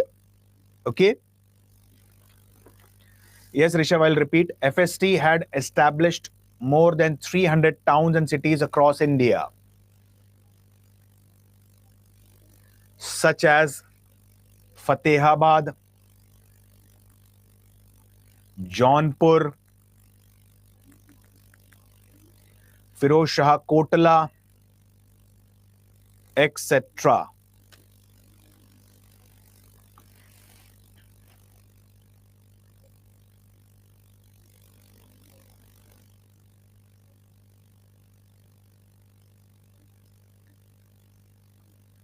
Yes, Joel, I'll repeat. He had established more than 300 towns and cities across India, such as Jaunpur, Firoz Shah Kotla, and Fatehabad, etc.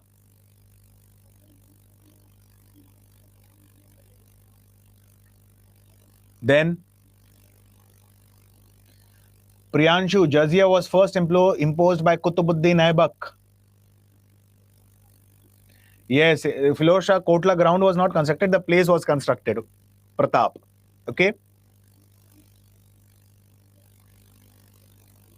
Then note down fast. He started Diwan-e-Ishtiyaq Department. Department of Pensions.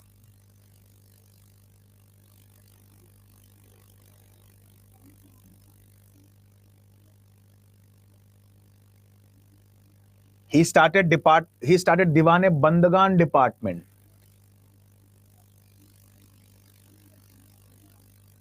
Slave Department.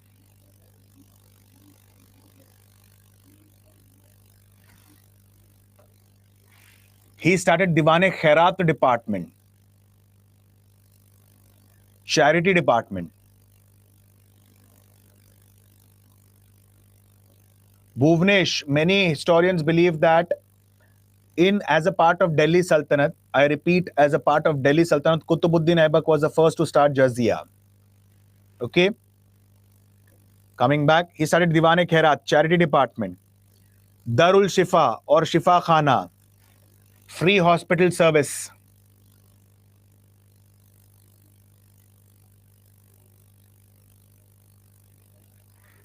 He constructed Rajwah, canals.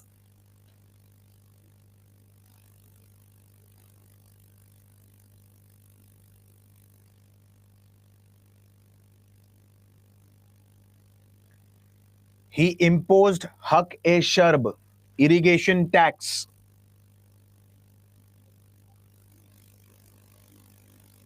He imposed Haq-e-Sharb, irrigation tax.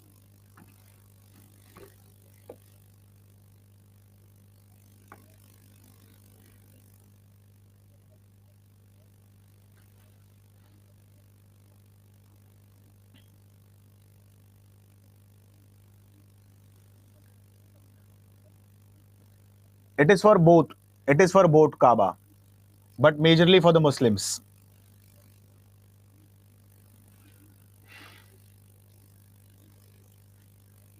Ashokan fillers from Topara and Meerut were brought to Delhi.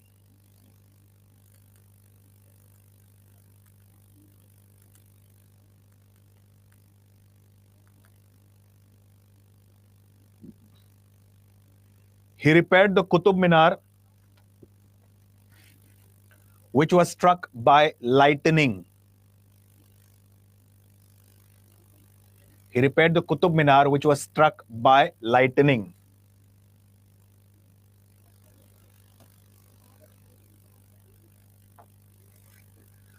Okay, so it's exactly 3:30 right now, guys.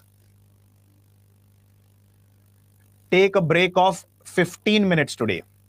Okay, so we'll gather exactly at 3:45. Okay, so take a break fast. See you guys at 3:45. Okay, guys, and then we'll cover Sayyid and Lodi dynasty. Yes, Prathamesh, Qutub Minar was destroyed by lightning and it was reconstructed by FST, Firoz Shah Tughlaq. Got it? Okay, guys, take a break.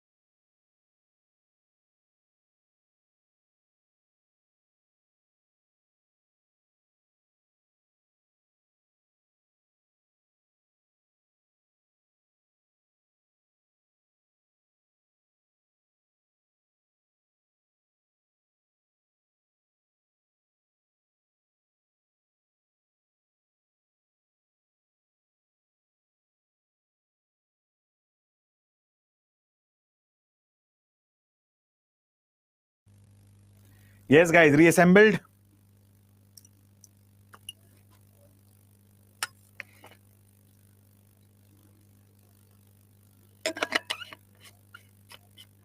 Okay, very good.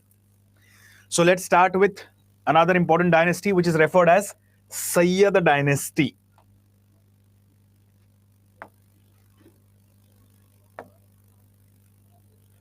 Now, three important dynasties we have studied: Slave, Khilji, Tughlaq. Now, after Firoz Shah Tughlaq, there were more than 6 to 7 weak successors.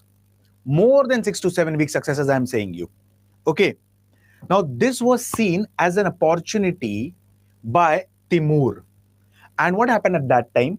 Timur attacked the region of Delhi. Timur, a Mongol, he attacked the region of Delhi and he started plundering the region around the Delhi. And while going back, he chose one person from the region of Multan whose name was Khizr Khan, who will take care of the administration on behalf of Timur. Okay? After Firoz Shah Tughlaq, there was a complete chaotic situation and there were 7 to 8 weak successors. My friends, please mind my words. I use the word weak successors. So what happened? They could not take care of the administration in a proper manner. So Timur, he saw this as an opportunity and he attacked the region around Delhi. He plundered the region of Delhi. And while going back, he chose one person from the region of Multan to succeed or take care of the administration on his behalf. And his name was Khizr Khan. Khizr Khan, he laid the foundation of Sayyid dynasty in India. First thing.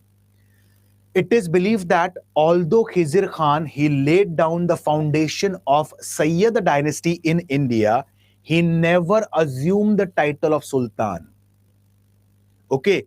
In fact, Khizr Khan, he had assumed the title of Rayate Ala. It means, I am slave of the Sultan. Okay. So Khizr Khan, who laid the foundation of Sayyid dynasty, never assumed the title of Sultan. In fact, he assumed the title of Rayate Ala. Now, Khizr Khan, it is believed that, specifically about Khizr Khan, that Khizr Khan, he read khutbah in the name of Timur. Khutbah is the what we say Friday prayer. Okay. He did not read the prayer in his name. He read the prayer in the name of Timur. In fact, Timur died. Timur was succeeded by one of his sons whose name was Shah Rukh. This person was so loyal to Timurids that he read khutbah in the name of Shah Rukh. Okay. So Khizr Khan was succeeded by his son Mubarak Shah. Now, Mubarak Shah, he was a competent personality. He was an intelligent personality, but he was being murdered. Why was he being murdered? There was a reason behind that. He followed one policy. And what was that? Transferring the nobles from one fief to other. What is the meaning of the word fief? Fief basically means land. So he used to transfer the nobles. Now, why did he transfer the nobles? There's a reason behind that. What happens whenever a noble is there in a particular region for a long span of time, he develops local power and influence. Okay? So that noble shouldn't develop a local power and influence. Hence, these nobles were being transferred from one place to other. Okay? So what happened? Mubarak Shah, he started following the policy of transferring the nobles. So there were many nobles who started revolting against him. And as a part of the conspiracy, he was being killed by the nobles. Now, Mubarak Shah was succeeded by Muhammad Shah. Okay? After Muhammad Shah, he was also not that competent ruler. The last ruler was Alauddin Alam Shah. Now, what happened? Alauddin Alam Shah, this person, he was ruling from the region of Delhi. Once upon a time, he moved to the region of Badaयूं, which is located in Uttar Pradesh. And when he moved to the region of Badaयूं, he found this place so amazing and so fascinating that he decided that now he is going to stay in Badaयूं and rule from here. So he started staying in the city of Badaयूं. And he asked one of his noble, whose name was Hamid Khan, that you take care of the administration in Delhi. Okay? Alauddin Alam Shah, the last ruler, once upon a time, he moved to the region of Badaयूं. He found the city so fascinating, so attractive, that he decided that now he's going to stay in the city of Badaयूं. And he asked one of his noble, Hamid Khan, that instead of me, you take care of the administration in the region of Delhi. Now, Hamid Khan, after some time, he invited Behlol Lodi. Okay. He invited Behlol Lodi to take care, like to attack the region of Delhi and occupy the throne of Delhi. Behlol Lodi, the first non-Turkish, okay, he attacked the region of Delhi, acquired the region of Delhi, and started a new dynasty in the form of Lodi dynasty. Okay, Behlol Lodi, he started the Lodi dynasty. So I'll repeat the points again within short. This is the third time I'm repeating. Please listen to me carefully. After the death of Firoz Shah Tughlaq, there was a complete chaotic situation. This was seen as an opportunity by Timurid dynasty ruler, a Mongol whose name was Timur, to plunder the region around Delhi. He attacked Delhi. Okay. After attacking Delhi, it is believed that while he plundered the region around Delhi, while going back, he chose a person named as Khizr Khan to take care of the administration. Khizr Khan, he was a governor of Multan, and he laid down an independent dynasty in the form of Sayyid dynasty. Khizr Khan, he read khutbah in the name of Timur after his death in the name of his son Shahrukh. He was being succeeded by his son Mubarak Shah. He followed the policy of transferring the nobles from one fief to the other, from one place to the other. Hence, as a part of the conspiracy, he was being killed by his own nobles. Succeeded by Muhammad Shah, and finally comes Alauddin Alam Shah. Alauddin Alam Shah once upon a time visited the city of Badaयूं, and he found that city so attractive that he decided to stay in Badaयूं and left the administration of Delhi in the hands of a person referred as Hamid Khan. Hamid Khan, seeing this as an opportunity, invited Behlol Lodi to acquire the throne of Delhi. Behlol Lodi comes here and acquires the throne of Delhi, and there was a dynastic revolution. And for the first time, Lodi dynasty comes into power.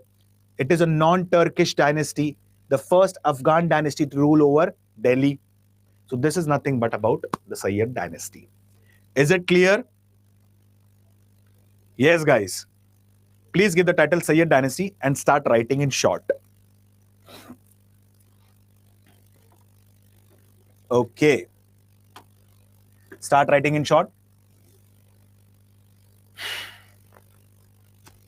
What happened, Shivani? Video is not working. Am I visible? I guess I am visible to every one of you. There are more than 110, 112 who are visible. I mean, I'm visible to them. Okay. So yes, please note down. Sayyid dynasty. Fast. Okay, because we have to cover Lodi as well today.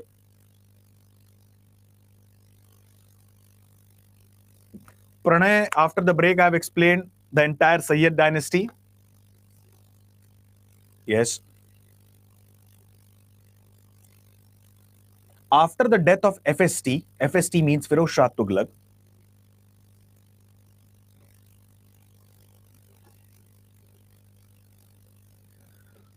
there was a complete chaotic situation.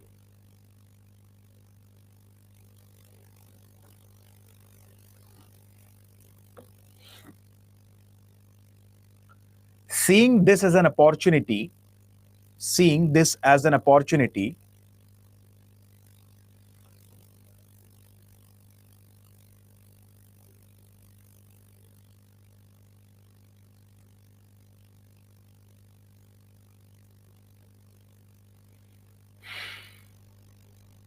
this is not Khizr Khan, guys. This is Khizr Khan.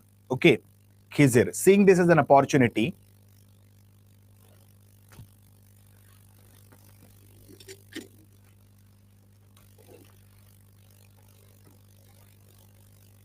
Timur attacked and plundered the region of Delhi.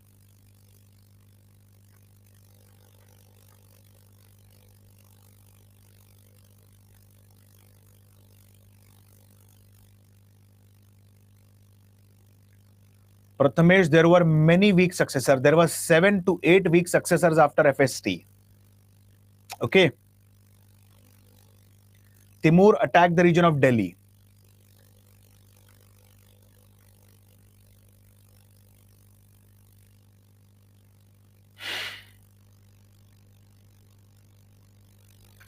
He chose Khizr Khan. You can say one of the descendants, Bhuvnesh. Okay. He chose Khizr Khan, the governor of Multan,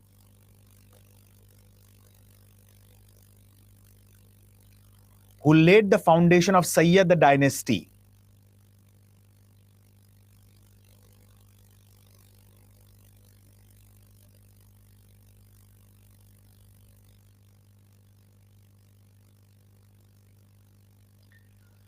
Khizr Khan,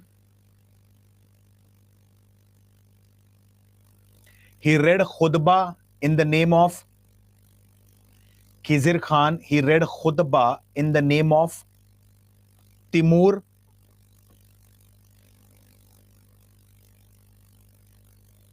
and later on, in the name of Shahrukh, son of Timur.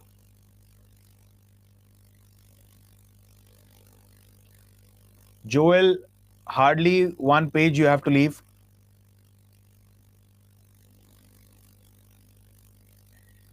Khizr Khan did not assume the title of Sultan.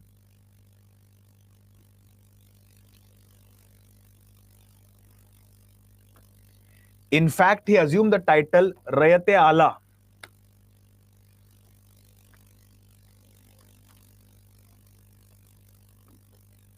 Shantanu, khutbah means prayers. In fact, he assumed the title Rayat-e-Ala.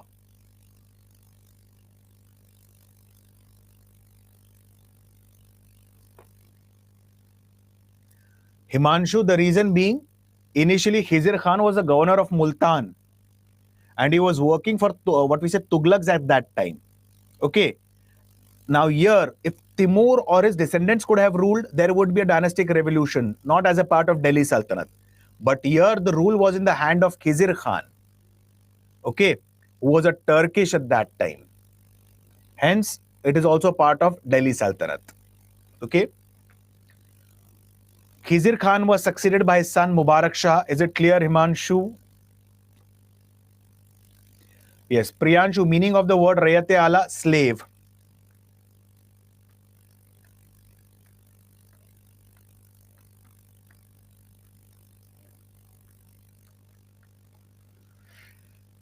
Mubarak Shah followed the policy of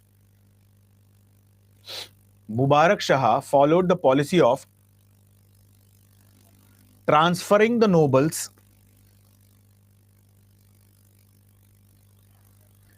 from one fief to other. From one fief to other.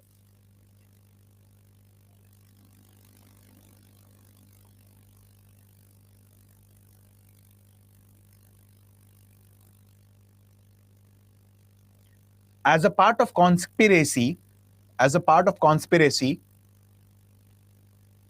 Mubarak Shah was killed by his own nobles.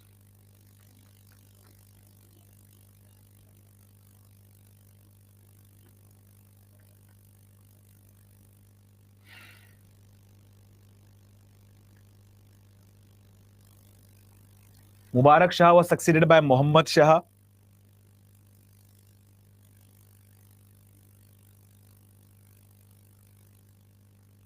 Fief, Shantanu, means town, you can say, or fief basically means land. Ikta or land. Ikta, you can say. Mubarak Shah was succeeded by Muhammad Shah, followed by Alauddin Alam Shah.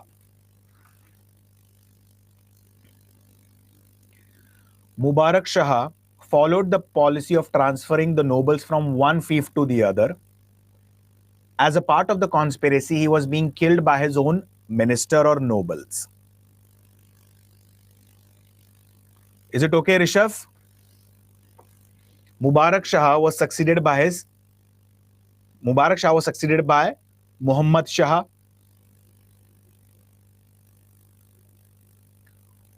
Who was succeeded by Alauddin Alam Shah? Is it clear, Rishabh?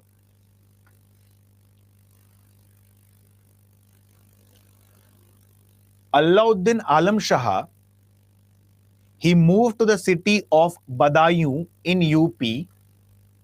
Alauddin Alam Shah moved to the city of Badaयूं in UP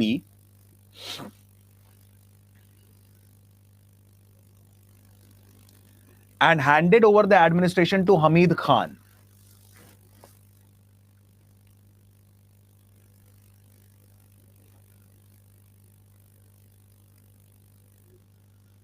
Hamid Khan invited Behlol Lodi. Hamid Khan invited Behlol Lodi. Shivani, city of Badaयूं.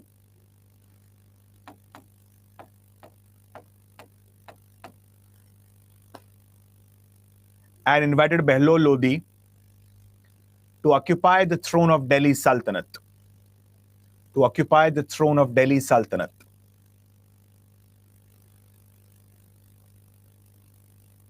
Got it?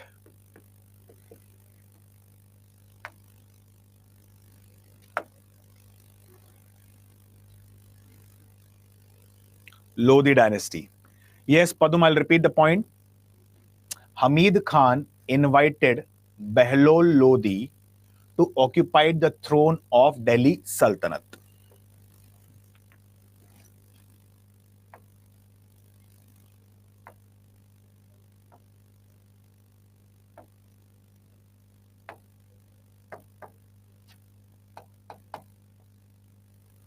Just pay attention now. We have to go a bit faster.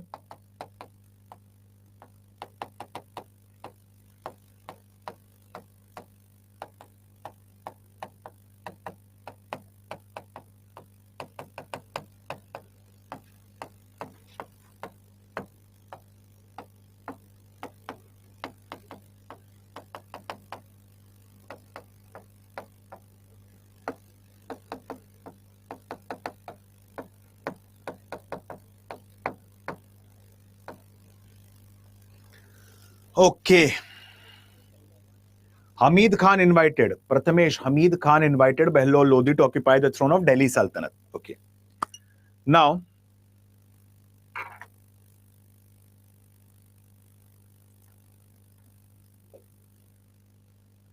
the reason being, Timur had majorly conquered the major part of Central Asia.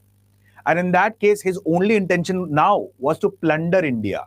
He did not have an intention to rule over India. So he plundered here, came up with a dynastic revolution, and gave the throne to Sayyid, who will remain loyal to Timur's.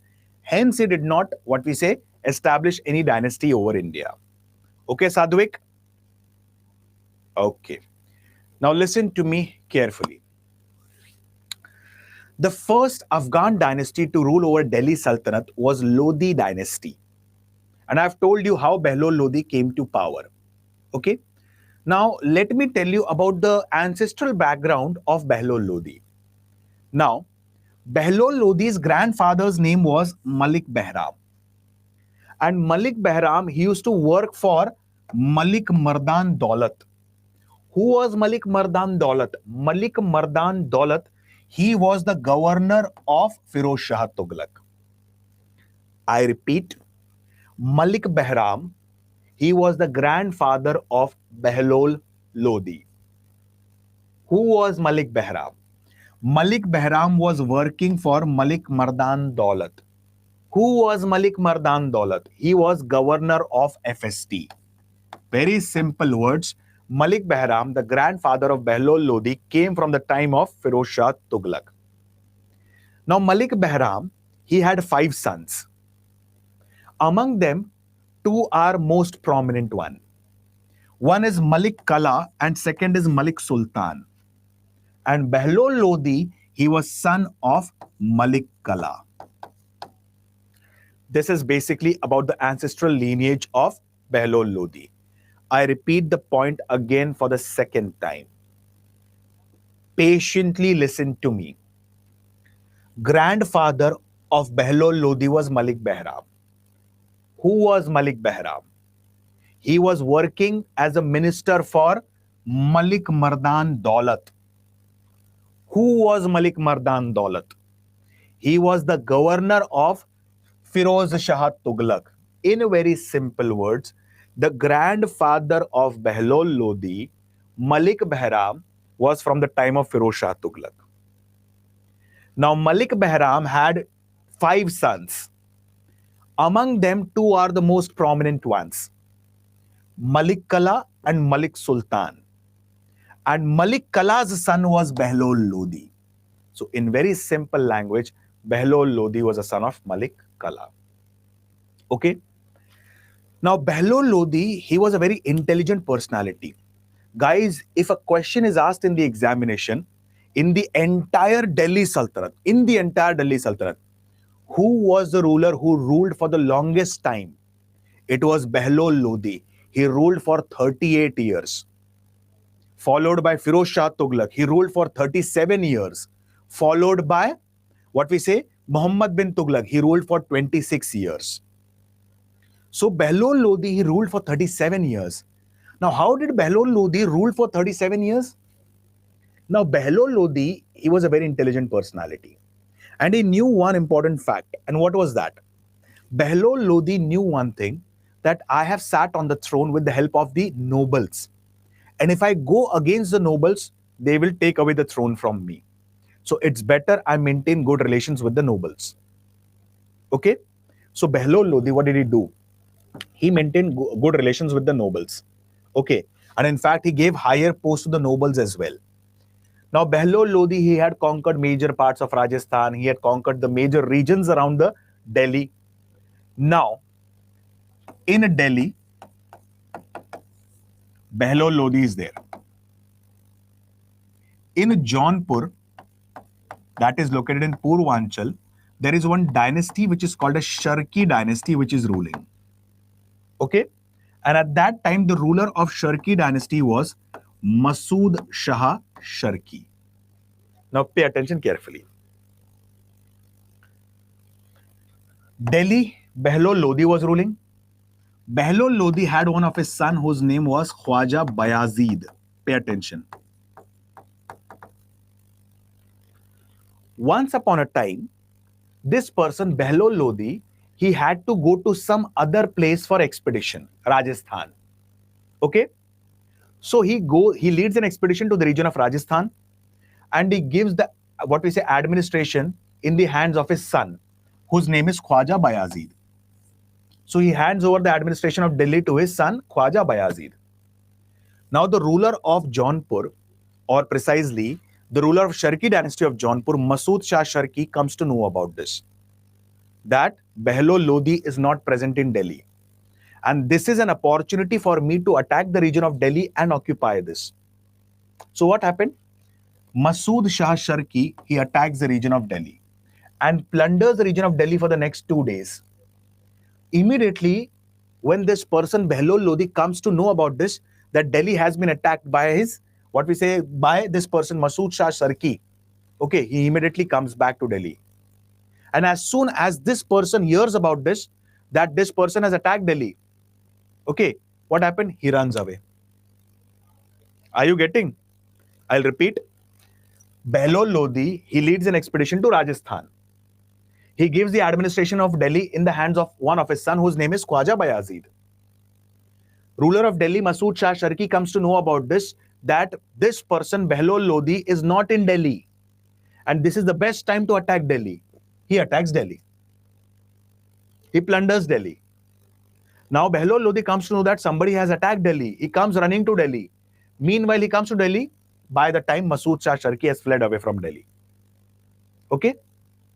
Now, how did this person comes to know that Behlol Lodi is not in Delhi? It is said that there was a person whose name was Darya Khan Lodi. You might have heard about a word or a statement in Hindi, Ghar ka bhedi lanka dhaye. In simple words, it basically means what? In simple word, it means the person whom you trust more, he knows your secrets. So Darya Khan Lodi, he was one of the relatives of Behlol Lodi. He had provided the information to Masood Shah Sharki that Behlol Lodi is not there in Delhi. This is the best time to attack Delhi. Okay. Immediately, what do Behlol Lodi do? Behlol Lodi punishes him, Darya Khan Lodi. Now, Behlol Lodi, he sends one of his son, whose name is Barbak Shah. Go and occupy the region of Jaunpur. Barbak Shah goes here and occupies the region of Jaunpur by defeating what we say Masood Shah Sharki. And here, Jaunpur was now under the control of one of his sons, Barbak Shah. Behlol Lodi is finally succeeded by Sikandar Lodi. Did you understand Behlol Lodi? Please let me know. Yes.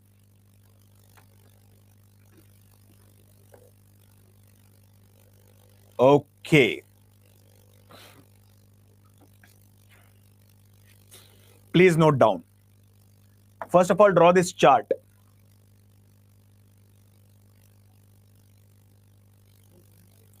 Whose son, Rehan? Whose son did not succeed him?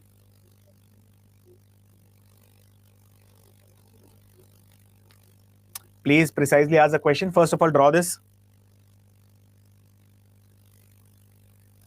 Obviously, Behlol Lodi's son will succeed him, Sikandar Lodi. Do not worry. The game is not over. The game has just started now. Do not worry. I'll tell you the entire story. Okay, Himanshu, Jaunpur is your hometown. Very good. Jaunpur's famous, there's a masjid that was being constructed by Sharki dynasty ruler. Atala Masjid in Jaunpur, I guess. Correct, Himanshu? Rehan, don't worry. The entire game is yet to start now. Please note this down first.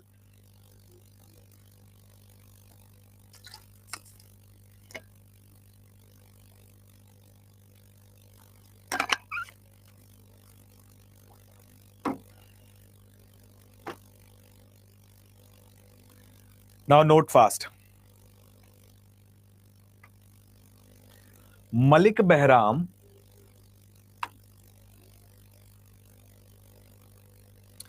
grandfather of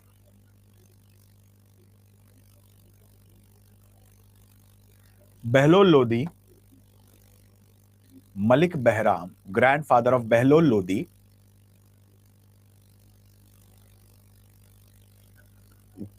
worked as a minister for Malik Mardan Daulat. Worked as a minister for Malik Mardan Daulat.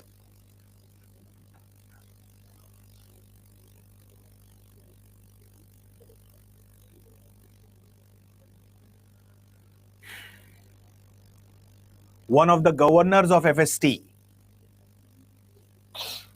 One of the governors of FST.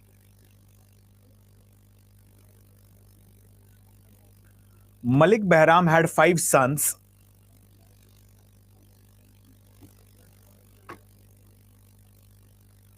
Among them,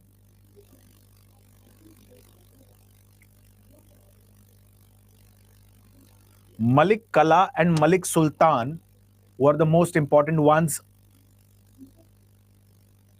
Malik Kala and Malik Sultan were the most important ones.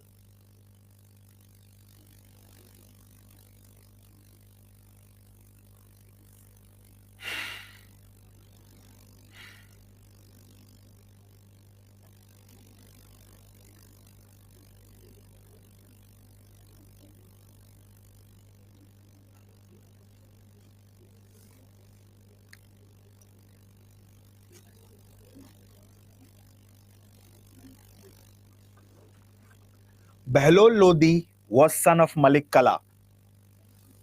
Behlol Lodi was a son of Malik Kala.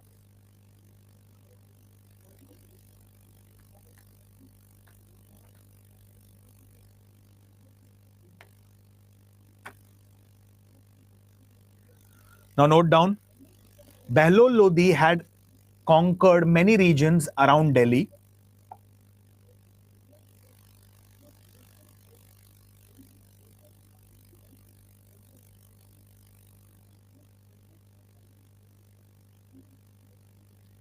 Once upon a time, Behlol Lodi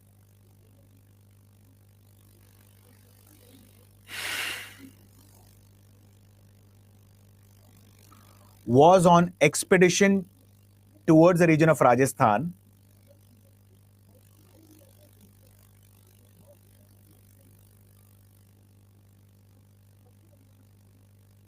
At that time,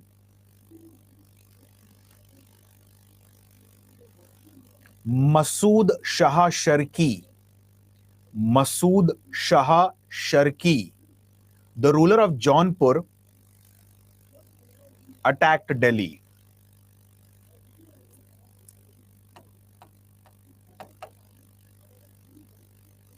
With the help of Darya Khan Lodi.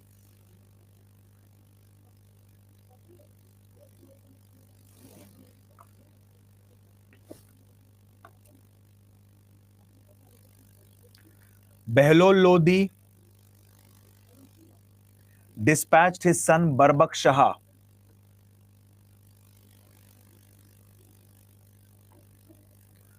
to occupy Jaunpur. Behlol Lodi dispatched his son Barbak Shah to occupy Jaunpur.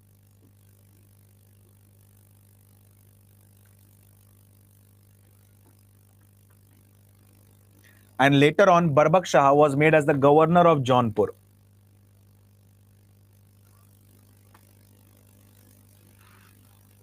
Okay.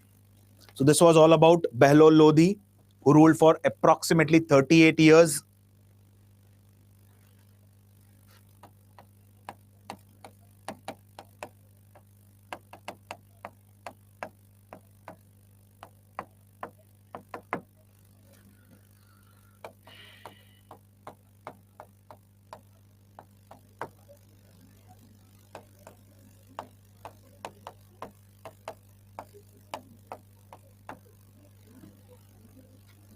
Now listen to me carefully. The most important ruler of Lodi dynasty was Sikandar Lodi. And Sikandar Lodi is considered as one of the greatest ruler of Lodi dynasty. Okay? Now what happened during the time of Sikandar Lodi? Let's understand about this. While back we have seen that Behlol Lodi, he had appointed one of his son, Barbak Shah, as the governor of Jaunpur. Behlol Lodi died. And after the death of Behlol Lodi, one of his son, Sikandar Lodi, sat on the throne of Delhi Sultanate. Simple words, Sikandar Lodi and Barbak Shah both were brothers. Both were siblings. Okay? Now, what happened? Like, there are many people around us who actually instigate us. So, Barbak Shah, he was being instigated by a person whose name was Hussain Shah Sharki. Okay. In fact, it is said that Hussain Shah Sharki, he told Barbak Shah that you are the most competent person. In fact, your father has done wrong to you.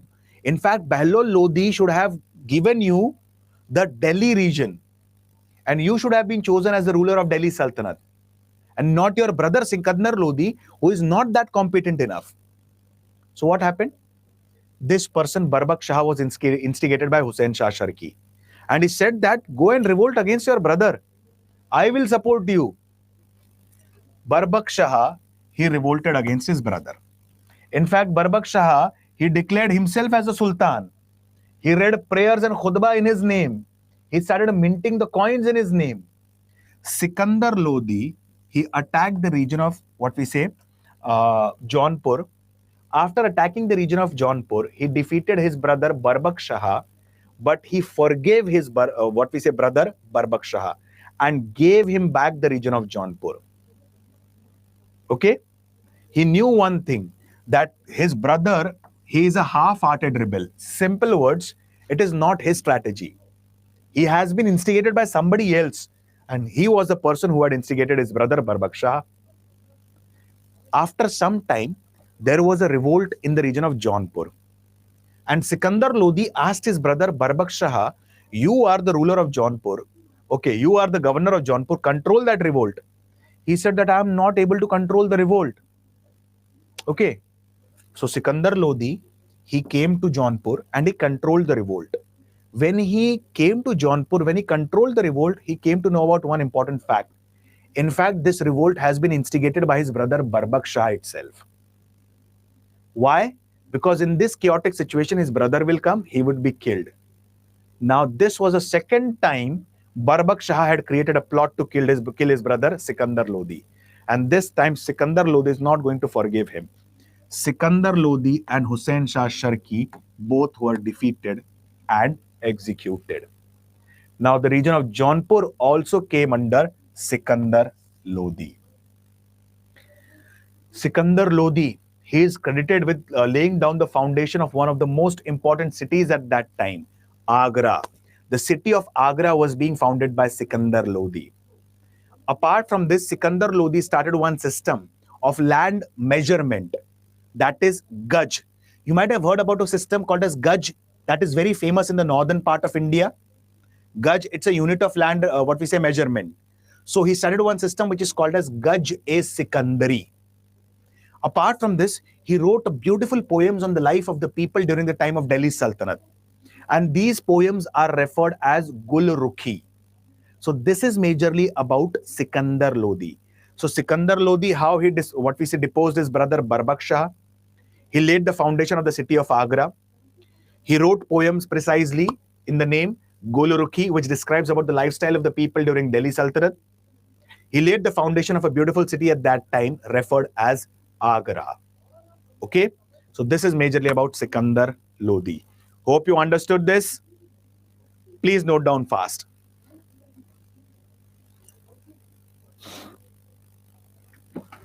Behlol Lodi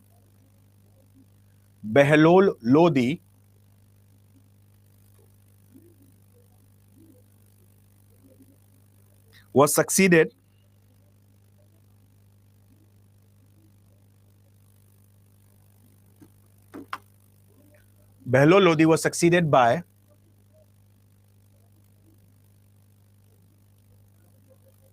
Sikandar Lodi,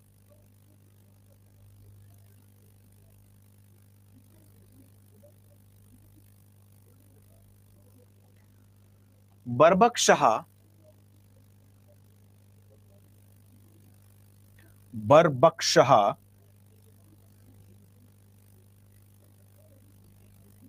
one of the brothers of Sikandar Lodi and governor of Jaunpur,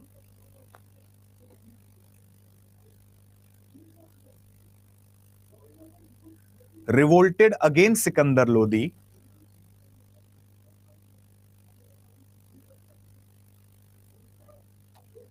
with the help of Hussain Shah Sharki.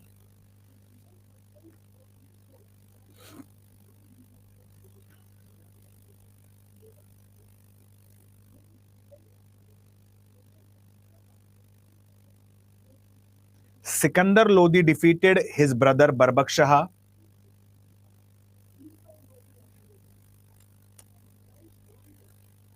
and again made him the governor of Jaunpur.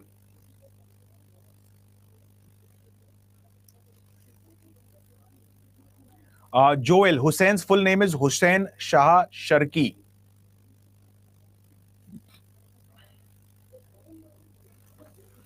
And again gave Jaunpur to his brother. Later on, there was civil revolt in Jaunpur.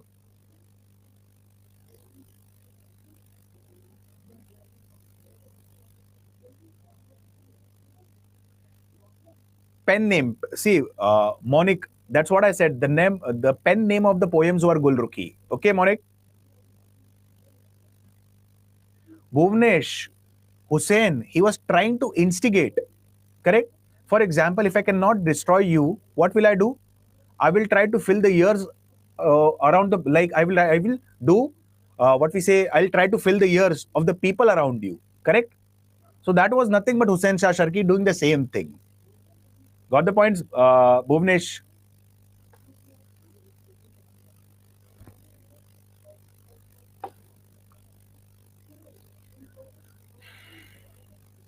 No, Sadhvik, Hussain is not a noble. He is just trying to play the game so that he could divide these two brothers and take over the Delhi Sultanate. Okay, he was just playing the role of, in very simple words, you might have heard about a character in Ramayana Mantra. He was just playing the same role. Okay, Sadvik.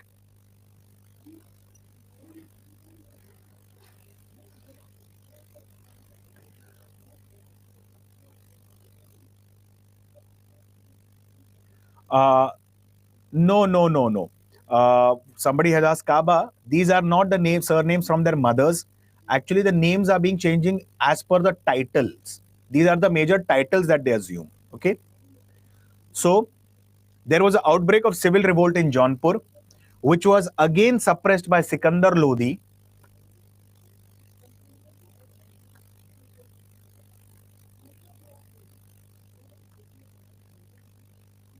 Sikandar Lodi laid the foundation of the city of Agra.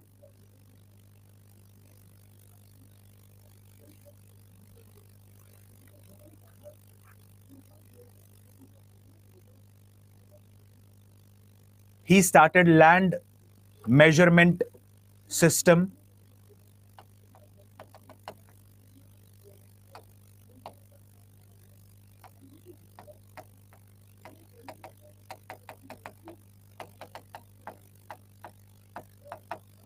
Gaj Sikandari.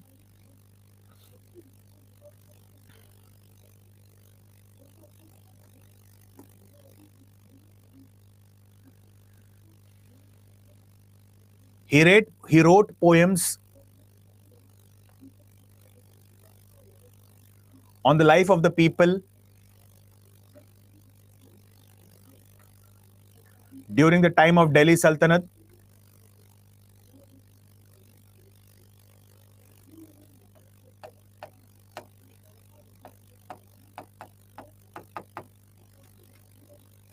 Under the pen name Gulrukhi.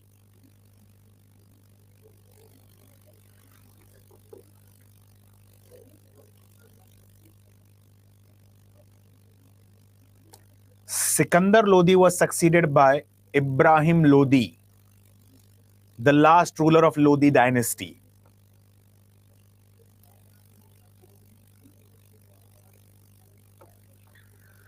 Bhuvnesh, the point is the person who is hungry or greedy for power, he is not going to listen to anyone. Even though Sikandar Lodi will do everything to separate his brother Barbak Shah from Hussein, what will happen? In that case, this person will again have an eye on the throne of Delhi Sultanate. Forget about Hussein Shah Sharki. He will form an alliance with somebody else to have a throne, to have the throne of Delhi Sultanate. Getting the points, Bhuvnesh? Yes. Sikandar Lodi was succeeded by Ibrahim Lodi, the last ruler of Lodi dynasty. Okay, guys. So I'll be talking about Ibrahim Lodi majorly when I'll speak about the Mughals, and because I'll be explaining you the first battle of Panipat, which was fought between Babur and Ibrahim Lodi, and precisely the battle was fought in 1526, and this led to the dynastic revolution, and Mughals occupied the region of North India.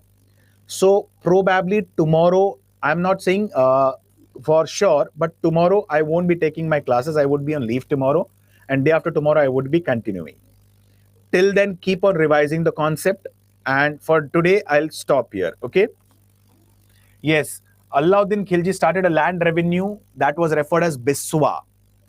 Okay, Sanidhya? So, guys, please keep on revising the concept. Yesterday, I had posted few questions on the group. Today, also, I'll be posting few questions on the group, particularly about Delhi Sultanate. Okay.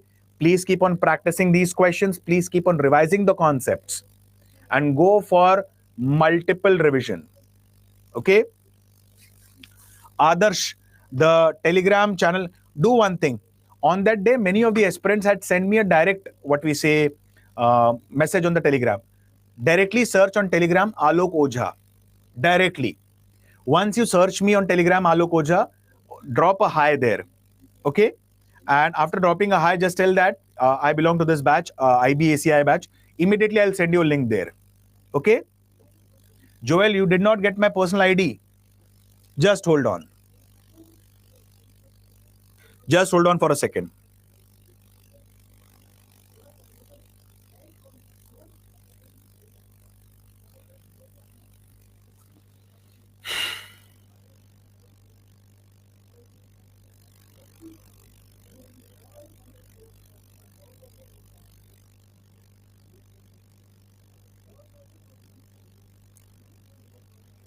If you directly search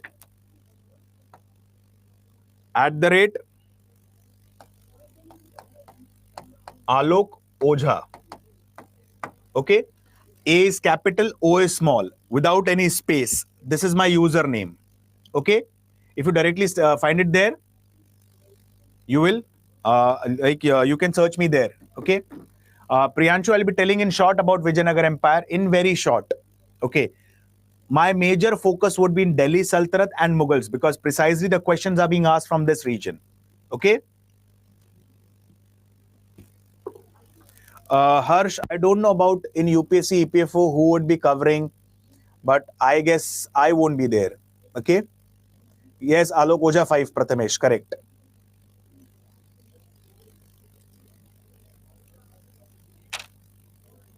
Atul, specifically, if you want to, what we say, find the IB ACI, see, there are many, what we say, sites that provide the solution. Okay.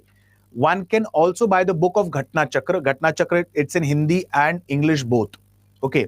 It will not only provide you the insights about IB ACIO, it will also give you the questions related to UPSC, CDS, NDA, State PSC, SSC, SSC CGL, Railway, RRBs, SBI, SBI PO, IBPS, and IB. So it is nothing but final crux of everything. You can get everything in one book. Okay, Atul? Okay, guys. So see you guys tomorrow. And I'll be sending you the link very soon. Okay, guys. Bye-bye. See you. Have a wonderful day ahead.